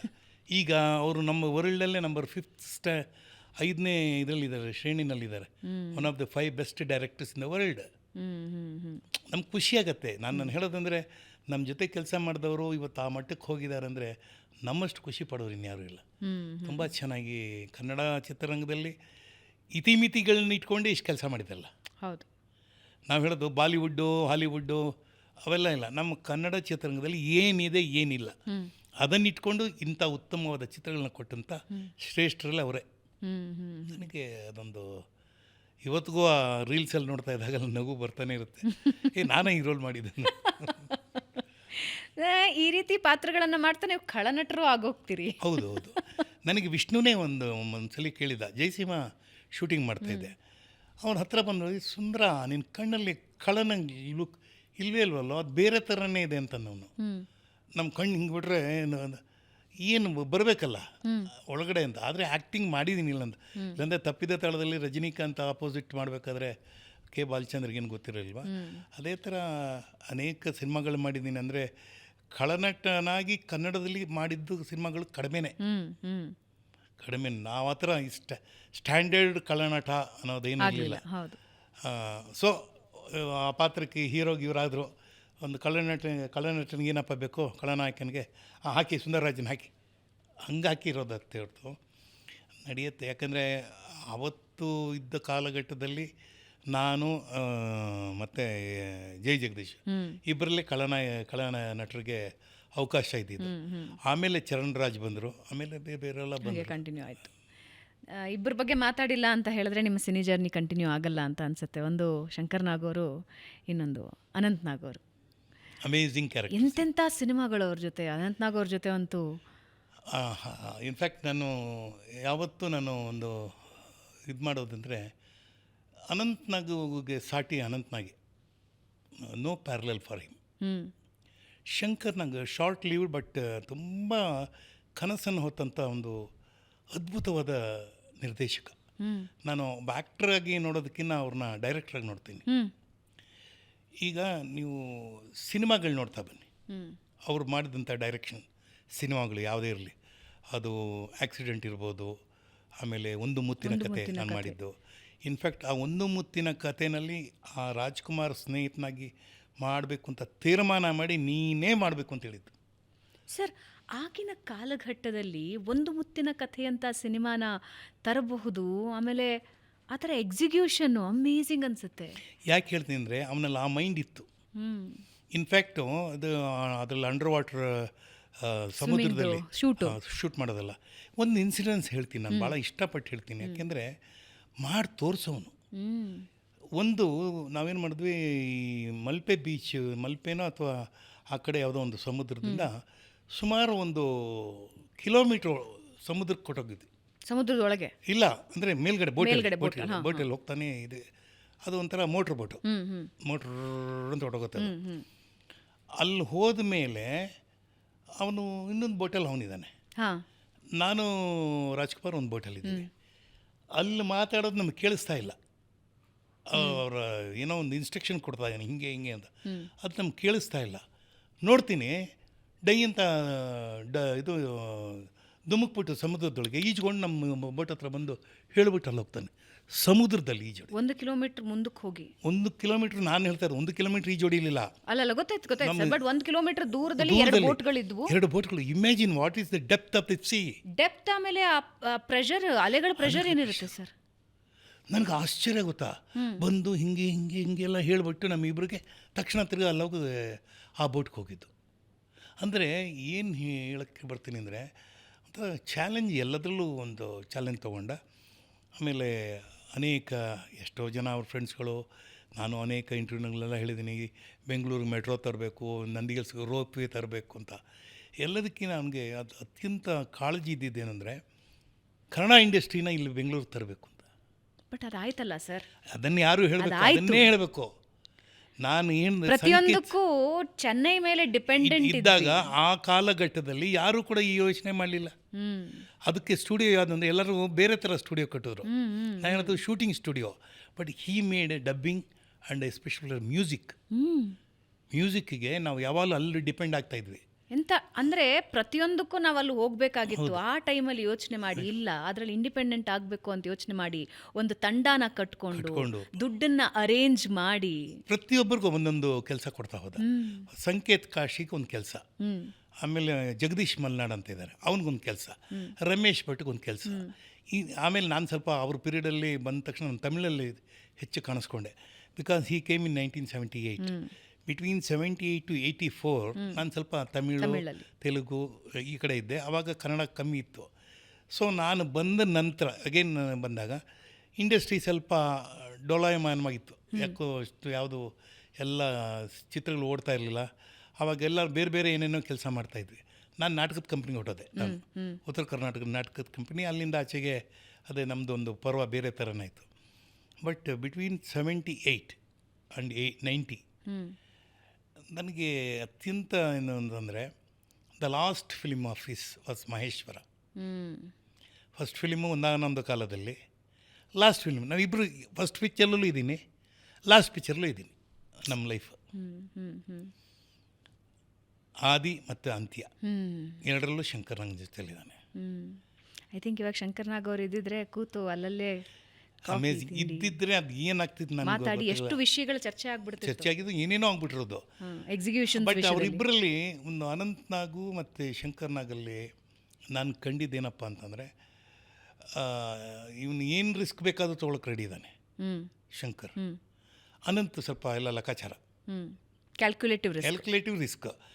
ಈಗ ನನಗೆ ಒಂದ್ಸಲಿ ಫೈಟಿಂಗ್ ಸೀನ್ ಇತ್ತು ನನಗೂ, ಅದು ಚಲಿಸದ ಸಾಗರ ಅಂತ, ವಿಜಯ್ ಡೈರೆಕ್ಟರ್. ಅದಕ್ಕೆ ಅದರಲ್ಲಿ ಶ್ರೀನಾಥು, ನಾನು ಮತ್ತು ಅನಂತ್ನಾಗೆಲ್ಲ ಮಾಡಿದ್ವಿ, ಆರತಿ ಎಲ್ಲ ಅಲ್ಲ. ಅದರಲ್ಲಿ ನಾವು ಸ್ಟೂಡೆಂಟ್ಸು, ಕಾಲೇಜಲ್ಲಿ ಸ್ಟೂಡೆಂಟ್ಸ್, ನಾನು ಅನಂತ್ನಾಗು, ಆರತಿನ ಅವ್ರು ಲವ್ ಮಾಡ್ತಾಯಿರ್ತಾರೆ, ನಾನು ಚೇಡ್ಸೋದೆಲ್ಲ ಇರ್ತಿಲ್ಲ. ಆ ಥರದಲ್ಲ ಒಂದು ಫೈಟಿಂಗ್ ಆಗುತ್ತೆ, ಇಬ್ರಿಗೊಂದು ಫೈಟಿಂಗ್ ಆಗುತ್ತೆ. ಆವಾಗ ತಮಾಷೆ ಅಂದರೆ, ಬೇಗ ಹೋಗು, ಹೊಡಿ ಸಾಕು, ಇದು ಮುಗಿಸೋಣ ಅವ್ರವ್ರು ಅಂದರೆ ನಾಟ್ ಇಂಟ್ರೆಸ್ಟೆಡ್, ಏನೋ ಒಂದು ಮಾಡಬೇಕು ಅಷ್ಟೇ. ಅಂದರೆ ಮತ್ತು ಅವ್ರಿಗೆ ಕೆಲವು ಇಷ್ಟ ಆಗ್ಬಿಡ್ತು ಅಂದರೆ ಭಾಳ, I will like you like anything ಅಂದರೆ. ಆಮೇಲೆ ಮೊನಾಟನಿ ಇಷ್ಟ ಆಗ್ತಿರ್ಲಿಲ್ಲ ಅನ್ಸುತ್ತೆ ಅವರಿಗೆ, ಒಂದೇ ಥರದ್ದಂದ್ರೆ ಇಷ್ಟ ಆಗ್ತಿರ್ಲಿಲ್ಲ. ಒಂದೇ ಥರ. ಅದಕ್ಕೆ ಉದ್ಭವ ಅಂತ ಒಂದು ಸಿನಿಮಾ ಮಾಡಿದ್ವಿ. ಆ ಉದ್ಭವದಲ್ಲಿ ಸುಳ್ಳು ಹೇಳೋದು, ಆ ಸುಳ್ಳು ಹೇಳೋ ಕತೆ ಇವತ್ತಿಗೂ ಮೊನ್ನೆ ನಮ್ಮ ಧ್ರುವ ಮಾತಾಡ್ತಾ ಇದ್ವಿ, ಯಾವುದೋ ಒಂದು ಒಂದೇ ಸಿನಿಮಾದ ಇಂಟರ್ವ್ಯೂನಲ್ಲಿ ಮಾತಾಡಿದ್ರು. ಅದು ಒಂದು ಅದ್ಭುತವಾದ ಸಿನಿಮಾ ಆಯಿತು. ಆಮೇಲೆ ನಾನೇನು ಮಾಡಲಿಲ್ಲ ಅಂತ ಒಂದು ಸಿನಿಮಾ ಮಾಡಿದ್ವಿ, ದಿನೇಶ್ ಇವರು ಬಾಬುದು. ಅದರಲ್ಲೂ hilarious comedy, basically he likes comedy. ಆಮೇಲೆ ನಾವು ವಾಚ್ಮೆನ್ ಅಂತ ಒಂದು ಸಿನಿಮಾ ಮಾಡಿದ್ವಿ, ಅದು ನಮ್ಮ ಕಲ್ಯಾಣ್ ಅವರು ಡೈರೆಕ್ಟ್ ಮಾಡಿದ್ರು. ಅದು ರಿಲೀಸ್ ಆಗಲೇ ಇಲ್ಲ ಅದು, ಬಟ್ ತುಂಬ ಚೆನ್ನಾಗಿತ್ತು ಅದು ಪಿಕ್ಚರ್, ಅದ್ಭುತವಾಗಿ ಮೂಡಿ ಬಂದಿತ್ತು. ಆಮೇಲೆ ನಾವು ಹೆಚ್ಚು ಕಾಣಿಸ್ಕೊಂಡಿದ್ದೆಲ್ಲ, ಆಮೇಲೆ ಒಂದು ಚಂದನದ ಗೊಂಬೆ ಇವತ್ತು ಮರೆಯೋಕ್ಕಾಗದೇ ಇರೋಂಥ ಎಲ್ಲ ಆಲ್ ಟೈಮ್ ಬೆಸ್ಟ್ ಅಂದರೆ ಅನ್ವೇಷಣೆ. ಅದ್ರಲ್ಲಿ ನಾನು ಡೆಡ್ ಬಾಡಿ, ಅದು we enjoyed that roll and ಇದೆಲ್ಲ. ಸೊ ಇವರಲ್ಲಿ ಒಂದಷ್ಟು ಸಿನಿಮಾ ಮಾಡಿದೆ, ಅವರಲ್ಲಿ ಒಂದಷ್ಟು ಸಿನಿಮಾ ಮಾಡಿದೆ. ಬಟ್ ನಮ್ಮ ಇವತ್ತಿಗೂ ಅದೇ ರೆಸ್ಪೆಕ್ಟು, ಅದೇ ಇದು ನೋಡಿದಾಗ ಸುಂದರಂಗ ಅಂತಾನೆ, ಸುಂದರ್ ರಾವಣ ಅಂತ ಕರೆಯೋದು ಯಾವಾಗಲೂ. ಸುಂದರ್ ರಾಜ್ ಅವರು ಸಾಕ್ಕೊಂಡು ಇವಾಗ 250ನೇ ಸಿನಿಮಾಗೆ ಬಂದಿದ್ದೀರಿ. 250ರ ಗಡಿ ದಾಟೋದು ಅಂದರೆ ಇಟ್ಸ್ ಅ ಬಿಗ್ಗೆಸ್ಟ್ ಅಚೀವ್ಮೆಂಟ್. ಏನನ್ಸುತ್ತೆ ಸುಂದರ್ ರಾಜ್ ಅವರೇ, ನಿಮ್ಮ ಚಿತ್ರ ಜೀವನ ಒಂದು ಸಲ ತಿರುಗಿ ನೋಡಿದಾಗ? ಅದೇ ನಾನು ಮುಂಚೆನೇ ಹೇಳಿದಾಗ ಇಷ್ಟಪಟ್ಟು ಮಾಡ್ತೀನಿ ನಾನು ಎಲ್ಲಾದರೂ. ನನಗೆ ಇದನ್ನು 250 ಅನ್ನೋದು ಸಂಖ್ಯೆ ಅಷ್ಟೇ, ಇಟ್ಸ್ ಎ ನಂಬರ್. ಬಟ್ ಆ 250ನೇ ಸಿನಿಮಾ ಚಾರ್ಜ್ ಶೀಟ್ ಅಂತ ಬರ್ತಾ ಇದೆ. ಹ್ಮ್. ಅದು ನನಗೆ ತುಂಬ ಖುಷಿ ಕೊಟ್ಟಿದ್ದೇನಪ್ಪ ಅಂತಂದರೆ, ನಾನೊಂದು 6-7 ಸಿನಿಮಾಗಳು ಮಾಡಿದ್ದೀನಿ ಈ ಒಂದು ಪೀರಿಯಡಲ್ಲಿ. ಈ ಪಿಕ್ಚರ್ ಬಿಡುಗಡೆ ಆಗ್ತಾ ಇದೆ. ಬಿಡುಗಡೆ ಆಗ್ತದೆ. ಆ ಬಿಡುಗಡೆ ಆಗೋದು 250. ಹಾ, ಅದ್ರ ಹಿಂದೆ ಇನ್ನೊಂದಷ್ಟಿದೆ. ಇನ್ನೊಂದಷ್ಟಿದೆ. ಅಕಸ್ಮಾತ್ ಈ ಪಿಕ್ಚರ್ ಅಲ್ಲದೆ ಇನ್ಯಾವುದೋ ಪಿಕ್ಚರ್ ಅದು 250 ಆಗ್ತಾಯಿತ್ತು. ಕರೆಕ್ಟ್. ಹಾಗಾಗಿ ಈ ಸಿನಿಮಾ ಜುಲೈ 24ರಲ್ಲಿ ನಮ್ಮ ಏನು SK Umesh assistant commissioner of police ಆಗಿದ್ದರು ನಮ್ಮದೇ ಇದರಲ್ಲಿ ಬೆಂಗಳೂರು ಸೌತ್ಗೆ. ಆವಾಗ ಒಂದು ಕೇಸನ್ನು ಕ್ರ್ಯಾಕ್ ಮಾಡ್ತಾರೆ ಅವರು. ಅಂದರೆ ಅದನ್ನು ಹೇಗೆ ಅದಕ್ಕೆ ಅಂತ್ಯ ತರೋದು ಅಂತ ಮಾಡ್ತಾರೆ. It's A crime. ಅದೊಂದು ಕತೆ. ಅದು ಒಂದು ತಂದೆ ಮತ್ತು ಮಗಳ ಸಂಬಂಧ ಮತ್ತು ಮಗಳನ್ನು ಕಳ್ಕೊಳ್ಳೋದು. ಈ ಒಂದು ವಿಚಾರವಾಗಿ ಪೊಲೀಸ್ ಠಾಣೆಗೆ ಹೋಗಿ ಕಂಪ್ಲೇಂಟ್ ಕೊಟ್ಟು ಅದನ್ನು ಸರಿಯಾಗಿ ಮೊದಲನೇ ಒಬ್ಬ ಇನ್ಸ್ಪೆಕ್ಟರ್ ಅದನ್ನು ಸರಿಯಾಗಿ ತೊಗೊಳೋದಿಲ್ಲ. ಏನು ಸರ್ ಎಲ್ಲೋ ನೀವು ಹೇಳ್ತೀರಾ ಸಿಂಗಾಪುರಲ್ಲಿ ಹೋದವ್ರು ಬರಲಿಲ್ಲ ಅಂತಂದರೆ, ಸಿಂಗಾಪುರಲ್ಲಿ ಹೋದವ್ರು ಬರಲಿಲ್ಲ ಅಂದರೆ ಸಿಂಗಾಪುರಲ್ಲಿ ಹೋಗಿ ಕೇಳಬೇಕು. ನೀವು JP ನಗರಲ್ಲಿ ಕೇಳಿದ್ರೆ ಅನ್ನೋ ಥರದಲ್ಲಿ ಉದಾಸೀನ ಮಾಡಿಬಿಡ್ತಾರೆ. ಬಟ್ ಇವರು ಏನು ಮಾಡ್ತಾರೆ, ಇದಕ್ಕೆ ಇವರು ಕೂತ್ಕೊಂಡು ಯಾರೋ ಒಬ್ಬರು ಹೇಳ್ತಾರೆ ಮತ್ತು ಇವ್ರನ್ನೂ ಕಾಂಟ್ಯಾಕ್ಟ್ ಮಾಡಿ ಅಂತ. ಆವಾಗ ತಂದೆ ಹೋಗಿ ಅವ್ರನ್ನ ಕಾಂಟ್ಯಾಕ್ಟ್ ಮಾಡಿದಾಗ ಅವರು ನೋಡ್ತಾರೆ ಈ ಕೇಸಲ್ಲಿ ಏನಿದೆ ಅಂತ ಹೇಳಿದಾಗ ಇದನ್ನು ಇವರು ಚಾಲೆಂಜಾಗಿ ತಗೋತಾರೆ. Assistant commissioner of police SK Umesh ಅವರು ಆ ಒಂದು ಮಾಡಿದಾಗ ಅದನ್ನು ಎಲ್ಲೋ ಒಂದು ಕೇಸ್ ಆಗಿರುತ್ತೆ, ಮಿಸ್ಸಿಂಗ್ ಕೇಸ್ ಆಗಿ ಯಾರೋ ಒಂದು ಬಾಡಿ ಸಿಕ್ಕಿರುತ್ತೆ ತಿರುಪತಿನಲ್ಲಿ. ಅಲ್ಲಿಂದ ಶುರು ಮಾಡ್ಕೋತಾರೆ ಅವರು. ಇದು ಹಿಂಗಾಯಿತು ಅಂತ. ಸೊ ರಿವರ್ಸ್ ಬಂದು ಕೊನೆಗೆ ಅದಕ್ಕೆ ಒಂದು ಅಂತ್ಯ ಸಿಗುತ್ತೆ. ಬಟ್ ಸಿನಿಮಾ ಬಂದು ಮಾಡಿಕೊಟ್ಟಿದ್ದಾರೆ, ಭಾಳ ಚೆನ್ನಾಗಿ ಮಾಡಿಕೊಟ್ಟಿದ್ದಾರೆ ನಮ್ಮ ವೆಂಕಟ್ ಭಾರದ್ವಾಜ್ ಅವರು. ಸೊ ಆಮೇಲೆ ಈ ಒಂದು ಸಿನಿಮಾ ಮೂಲಕ ನನಗೇನಂತ ನನ್ನ ಅಭಿನಯ ಅಂದರೆ ತಳಮಳ ಮತ್ತು ಸಹನೆ, ದುಃಖ, ದುಮ್ಮಾನ, ಕಳ್ಕೊಂಡ್ರೆ ಮತ್ತೆ ಸಿಗಲ್ಲ ಅನ್ನೋ ಒಂದು ನಿರಾಶಾಭಾವ ಇರೋದು, ಇದನ್ನೆಲ್ಲ ಟೋಟಲಾಗಿ ಹಾಕಿದ್ದಾರೆ. ನಾನು ಜುಲೈ 24th ಅದು ರಿಲೀಸ್ ಆಗ್ತಾಯಿದೆ. ಆ್ಯಸ್ ಎನಿ ಆ್ಯಕ್ಟರ್ ಅವ್ರ ಲೈಫಲ್ಲಿ ಈ ಒಂದು ಸಿನಿಮಾ ಹೇಗಿದೆ, ಜನ ಹೆಂಗೆ ಅಕ್ಸೆಪ್ಟ್ ಮಾಡ್ತಾರೆ ಅನ್ನೋ ಒಂದು ಕುತೂಹಲನೂ ನನಗಿದೆ. ಖಂಡಿತ. So it's going to be litmus test. We all are waiting sir. ಅಂತಿಮವಾಗಿ ಸರ್, ಬಹುಶಃ ಈ ಪ್ರಶ್ನೆ ಕೇಳ್ದೇನೆ ಇವತ್ತಿನ ಪಾಡ್ಕಾಸ್ಟ್ ಮುಗಿಸೋದಕ್ಕೆ ಸಾಧ್ಯ ಇಲ್ಲ.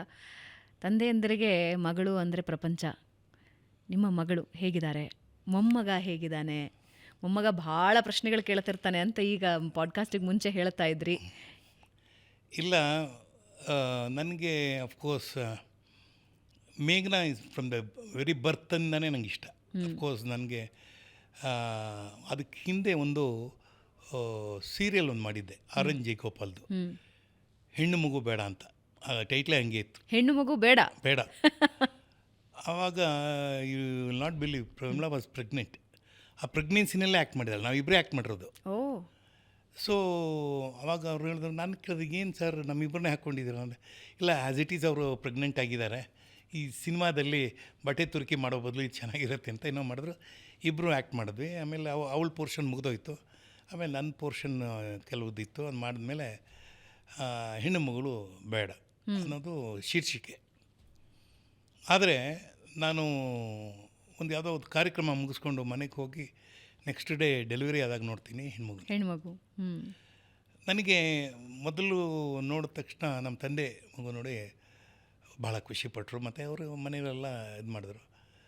ಆಮೇಲೆ ನನಗೆ ಒಂದು ಎಲ್ಲ ಪೇರೆಂಟ್ಸ್ಗಿದ್ದಂಥ ಕ್ಯೂರಿಯಾಸಿಟಿ ನನಗೂ ಇತ್ತು, ಇದು ನನ್ನ ಮಗು ಹಿಂಗಿರುತ್ತಾ ಅಂತ. ನಾನು ಅಲ್ವಾ, ದಟ್ ಇಸ್ ಮೈ ಪ್ರಾಡಕ್ಟ್ ಅಂತ.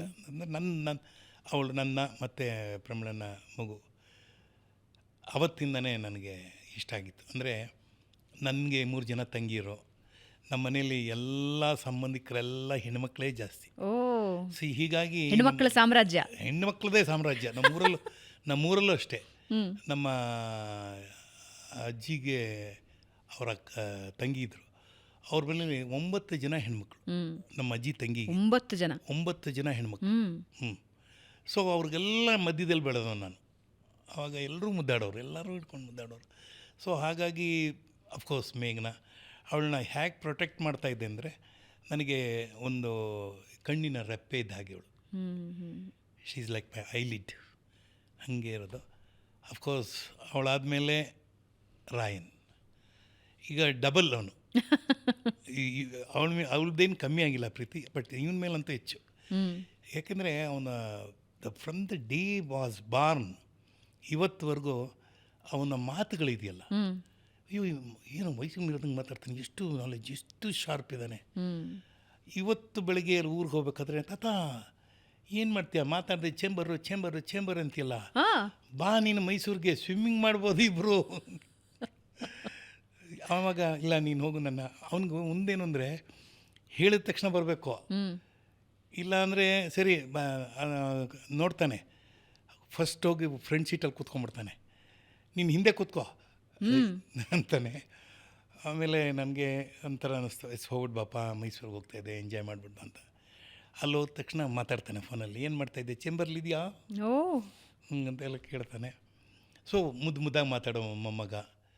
ನನಗೆ ಅಂತಲ್ಲ, ಎಲ್ಲ ತಾತಂದ್ರಿಗೂ ಎಲ್ಲ ಅಜ್ಜಿಂದ್ರಿಗೂ ಒಂದು ಕಾಲಘಟ್ಟದಲ್ಲೇ ತಮ್ಮ ಮಕ್ಕಳ ಬಿಟ್ಟ ಮೇಲೆ ಈ ಮಕ್ಕಳನ್ನು ಯಾಕೆ ಇಷ್ಟಪಡ್ತಾನಂದರೆ, ನಮ್ಮ ಮನಸ್ಸು ಅದೇ ಆಗಿರುತ್ತೆ. ನಾವು ಒಂಥರ ಮಗುನೇ ಆಗಿಬಿಟ್ಟಿರ್ತೀವಿ, ನಮಗೆ ಅದು ಬಿಟ್ಟರೆ ನಮ್ಗೆ ಬೇರೆ ಪ್ರಪಂಚನೇ ಇಲ್ಲ. ಹೀಗಾಗಿ ಈಗ ಮೇಘನಾ and Rayan has become part of my life. Plus of course better half ಇದ್ದೇ ಇರ್ತಾಳೆ. ಮೇಘನಾ ಅವರ ಪ್ರಾಜೆಕ್ಟ್ಸ್ ಹೇಗೆ ನಡೀತಾ ಇದೆ? How she is leading her life? ಹೆಂಗೆ ನೋಡ್ತಿದ್ದಾರೆ ಅವರು? She is very strong like you. ನಾನು ಹೇಳಿದ್ನಲ್ಲ, ನಾವೇ ಮಾಡ್ತೀವಿ, ಎಲ್ಲ ನಾವೇ ಮಾಡ್ತೀವಿ ಅಂತ. ನಾವಲ್ಲ, ಅವ್ರು ಮಾಡ್ತಾರೆ, ಅವ್ರನ್ನ ನೋಡ್ಕೋತಾರೆ. ಅವಳು ಒಂದೊಂದು ಸಲ ನನಗೆ ಹೇಳ್ತಾಳೆ, ಅಪ್ಪ ಡೋಂಟ್ ಬರೀಯಪ್ಪ, ಡೋಂಟ್ ಬಿಕಮ್ ಪ್ಯಾರನಾಯ್ಡ್, ನೀನು ಆಗಬೇಕಾದ ಅವಶ್ಯಕತೆ ಇಲ್ಲ, ನಮ್ಮನ್ನು ನಾವು ನೋಡ್ಕೋತೀವಿ. ಆಮೇಲೆ ಜಗತ್ತಲ್ಲಿ ಎಲ್ಲರೂ ಎಲ್ಲ ಹೊತ್ತಲ್ಲೂ ಇರ್ತಾನೆ ಅನ್ನೋದು ಸತ್ಯ ಅಲ್ಲ. ಒಂದು ಮೈನಸ್ಸು, ಒಂದು minus, minus, plus plus plus ನಡೀತಾ ಇರುತ್ತೆ. ಬಟ್ ಏನಂದರೆ, ಒಂದು ಚಾಲೆಂಜ್ ಮೀಟ್ ಮಾಡಲೇಬೇಕಾಗತ್ತೆ. ಇವಾಗ ನಾವು ಅಂದ್ಕೋತೀವಿ, ಅಟ್ಲೀಸ್ಟ್ ನಮಗೆ 2 ಕೈ ನೆಟ್ಟಿಗೆ ಕೊಟ್ಟಿದ್ದಾನೆ, 2 ಕಾಲು ನೆಟ್ಟಿಗಿದೆ. ನಾನು ಯಾವಾಗಲೂ ಅಂತ ಇರೋದು, ಕೈ ಇಲ್ಲದೆ ಇರೋರು ಕಾಲಿನಲ್ಲಿ ಪೇಂಟ್ ಮಾಡ್ತಾರೆ. ಹೌದು. ನನಗೆ ಹೆಂಗೆ ಮೊನ್ನೆ ಇನ್ಯಾವುದೋ ನೋಡೋದು, ಕೈಯೂ ಇಲ್ಲ ಕಾಲೂ ಇಲ್ಲ, ಸ್ವಿಮ್ಮಿಂಗ್ ಮಾಡ್ತಾಯಿದ್ದಾರೆ, ನೋಡಿದ್ದೀವಿ. ಯಾಕೆ ಹೇಳಕ್ಕೆ ಬರ್ತೀನಿ ಅಂದರೆ, ನಮಗೆ ಎಲ್ಲವೂ ನೆಟ್ಟಿಗಿದ್ದಾಗಲೇ ನಾವು ಸೊಟ್ಟೆ ಬುದ್ಧಿ ಇಟ್ಕೊಂಡಿರ್ತೀವಿ. ನಾನು ಹಾಗಾಗಿ ಎಲ್ಲವೂ ನೆಟ್ಟಿಗಿರಬೇಕಾದಿಲ್ಲ, ಆದರೆ ನಿನ್ನ ಲೈಫನ್ನ ಸರಿಯಾಗಿ ನೀನು ಇಟ್ಕೋಬೋದು. ಸೊ ಹಾಗಾಗಿ ಮೇಘನಾ ಅವಳ ಒಂದು ಪ್ರಾಜೆಕ್ಟ್ ಅವಳೇ ಡಿಸೈಡ್ ಮಾಡ್ತಾಳೆ, ಅವಳೇ ಕೂತ್ಕೊಂಡು ಕತೆ ಕೇಳ್ತಾಳೆ, ಇದು ಓಕೆನಾ, ಬೇಕಾ ಬೇಡವಾ, ಇದು ನನ್ನ ಕುಟುಂಬಕ್ಕೆ ನಾನು ಇದು ಮಾಡಿದಾಗ ನನಗೆ ಏನು ಅದರ ಪರಿಣಾಮ ಆಗ್ಬೋದು, including the education of her child Rayan. ಇಂಥ ಕಡೆ ಓದಿಸ್ಬೇಕಪ್ಪ, ಅದಕ್ಕೆ ನಾನು ಹಿಂಗೆ ಕಷ್ಟಪಡಬೇಕು ಅಂದರೆ, ಕಷ್ಟಪಡೋದು ಅಂತಂದರೆ it's not the money making. ಇವು ತನು ಮನ ಧನ. ರಾತ್ರಿ 2 ಗಂಟೆ ಬಂದರೆ, ಶೂಟಿಂಗೆಲ್ಲ ಮುಗಿಸ್ಕೊಂಡ್ಬಂದರೆ ಬೆಳಗ್ಗೆ 8 ಸ್ಕೂಲ್ ಕರ್ಕೊಂಡ್ತಾಳೆ. ಅಪ್ಪ ಇವತ್ತು ನಿನ್ಗೆ ರೆಸ್ಟ್ ತಗೋ ಹಂಗಂತ ಹೇಳ್ತಾನೆ. ನನಗೆ ಒಂದೊಂದು ಸಲ ನಾನು ಮಾಡ್ತೀನಿ ಅಂತ. ಅಫ್ಕೋರ್ಸ್ ನಮಗೆಲ್ಲ ಏನು, ನಾವು ಆರ್ ನಾಟ್ 16 years old ಅಲ್ಲ. ಹೌದು ಹೌದು. ಬಟ್ ಅಫ್ಕೋರ್ಸ್ ನಮ್ಮ ಏಜ್ ಮಾತಾಡೋವಾಗಿರೋ ಎನರ್ಜಿ ನಡ್ಕೊಂಡೋದಾಗಿರಲ್ಲ. ಕರೆಕ್ಟ್.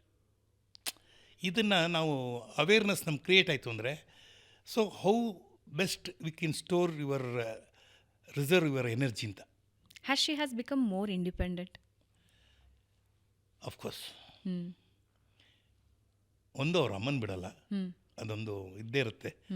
ಲೈಕ್ ಆಲ್ ಗರ್ಲ್ಸ್ ತಾಯಿಯ ಸಪೋರ್ಟ್ ಇದ್ದೇ ಇರಬೇಕು. ತಂದೆ ಓಕೆ, ತಂದೆ ಅನ್ನೋದು ಆ ಗೌರವ ಅದೆಲ್ಲ ಬೇರೆ, ತಾಯಿ ಇರಬೇಕು. ಈಗ ನನಗೂ ಅಷ್ಟೇ, ನಮ್ಮ ಅಪ್ಪ ಇದ್ರು ಮನೆಯಲ್ಲಿ, ಅಮ್ಮ ಏನು ಮಾಡಿದ್ದೀಮ್ಮ ಅಡುಗೆ ಅಂತ. ಅಪ್ಪನೂ ಅಡುಗೆ ಏನೇನು ಕೇಳಲ್ಲ, ಅಮ್ಮ ಏನಿದೆ ತಿನ್ನಕ್ಕೆ ಅಂತ ಕೇಳ್ತೀವಲ್ವ, ಸಹಜ ಅಲ್ಲ. ಆಮೇಲೆ ಏನಾದರೂ ಸತ್ಯವನ್ನು ಹೇಳಬೇಕಾದ್ರೆ ತಾಯಿ ಹತ್ರ ಹೇಳ್ತೀವಿ, ತಂದೆ ಹತ್ರ ಭಯ ಭಯ ಮತ್ತು ಒಂದು ಡಿಸ್ಟೆನ್ಸ್ ಇದೆ. ಸ್ವಲ್ಪ ಒಬ್ಬ ತಂದೆಯಾಗಿ ಮೇಘನಾ ಅವ್ರ ಬಗ್ಗೆ ಏನು ಕನಸು ಕಾಣ್ತಿದ್ದೀರಾ ಅಟ್ ಪ್ರೆಸೆಂಟ್, ಈ ಕ್ಷಣಕ್ಕೆ? ಅವಳಿಗೆ ಇನ್ನೇನು ತೊಂದರೆ ಬರೋದು ಬೇಡ.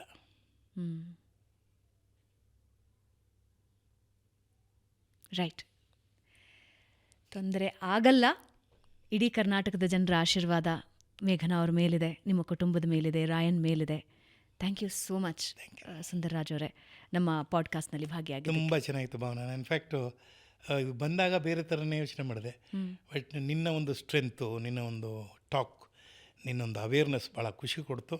ಇನ್ಫ್ಯಾಕ್ಟು ನಾನು ಯಾವಾಗಲೂ ಹೇಳ್ತಾ ಇರ್ತೀನಿ, ಇಷ್ಟಪಟ್ಟು ಮಾಡೋ ಕೆಲಸ. Thank you.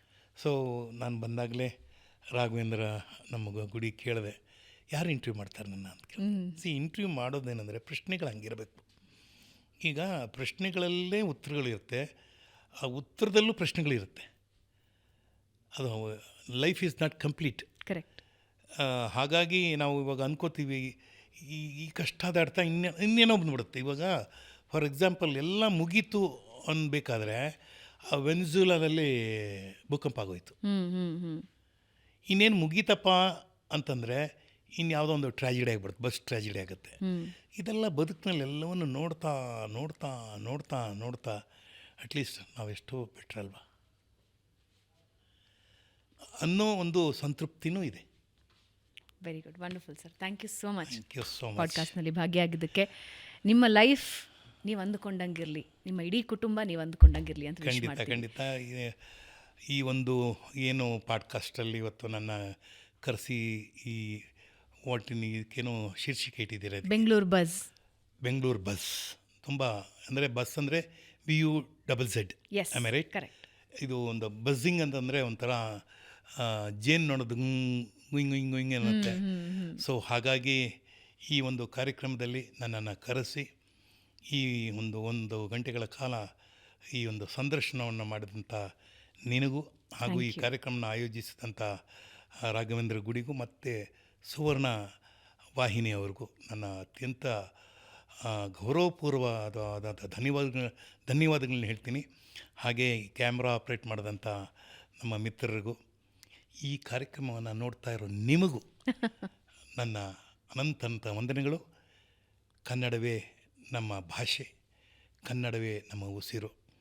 ನನ್ನ 250ನೇ ಸಿನಿಮಾ ಚಾರ್ಜ್ ಶೀಟ್ ತೆರೆಗಳಿಗೆ ಇದೇ ತಿಂಗಳು ಜುಲೈ 24 ಚಿತ್ರಮಂದಿರದಲ್ಲಿ ತೆರೆ ಕಾಣ್ತಾ ಇದೆ.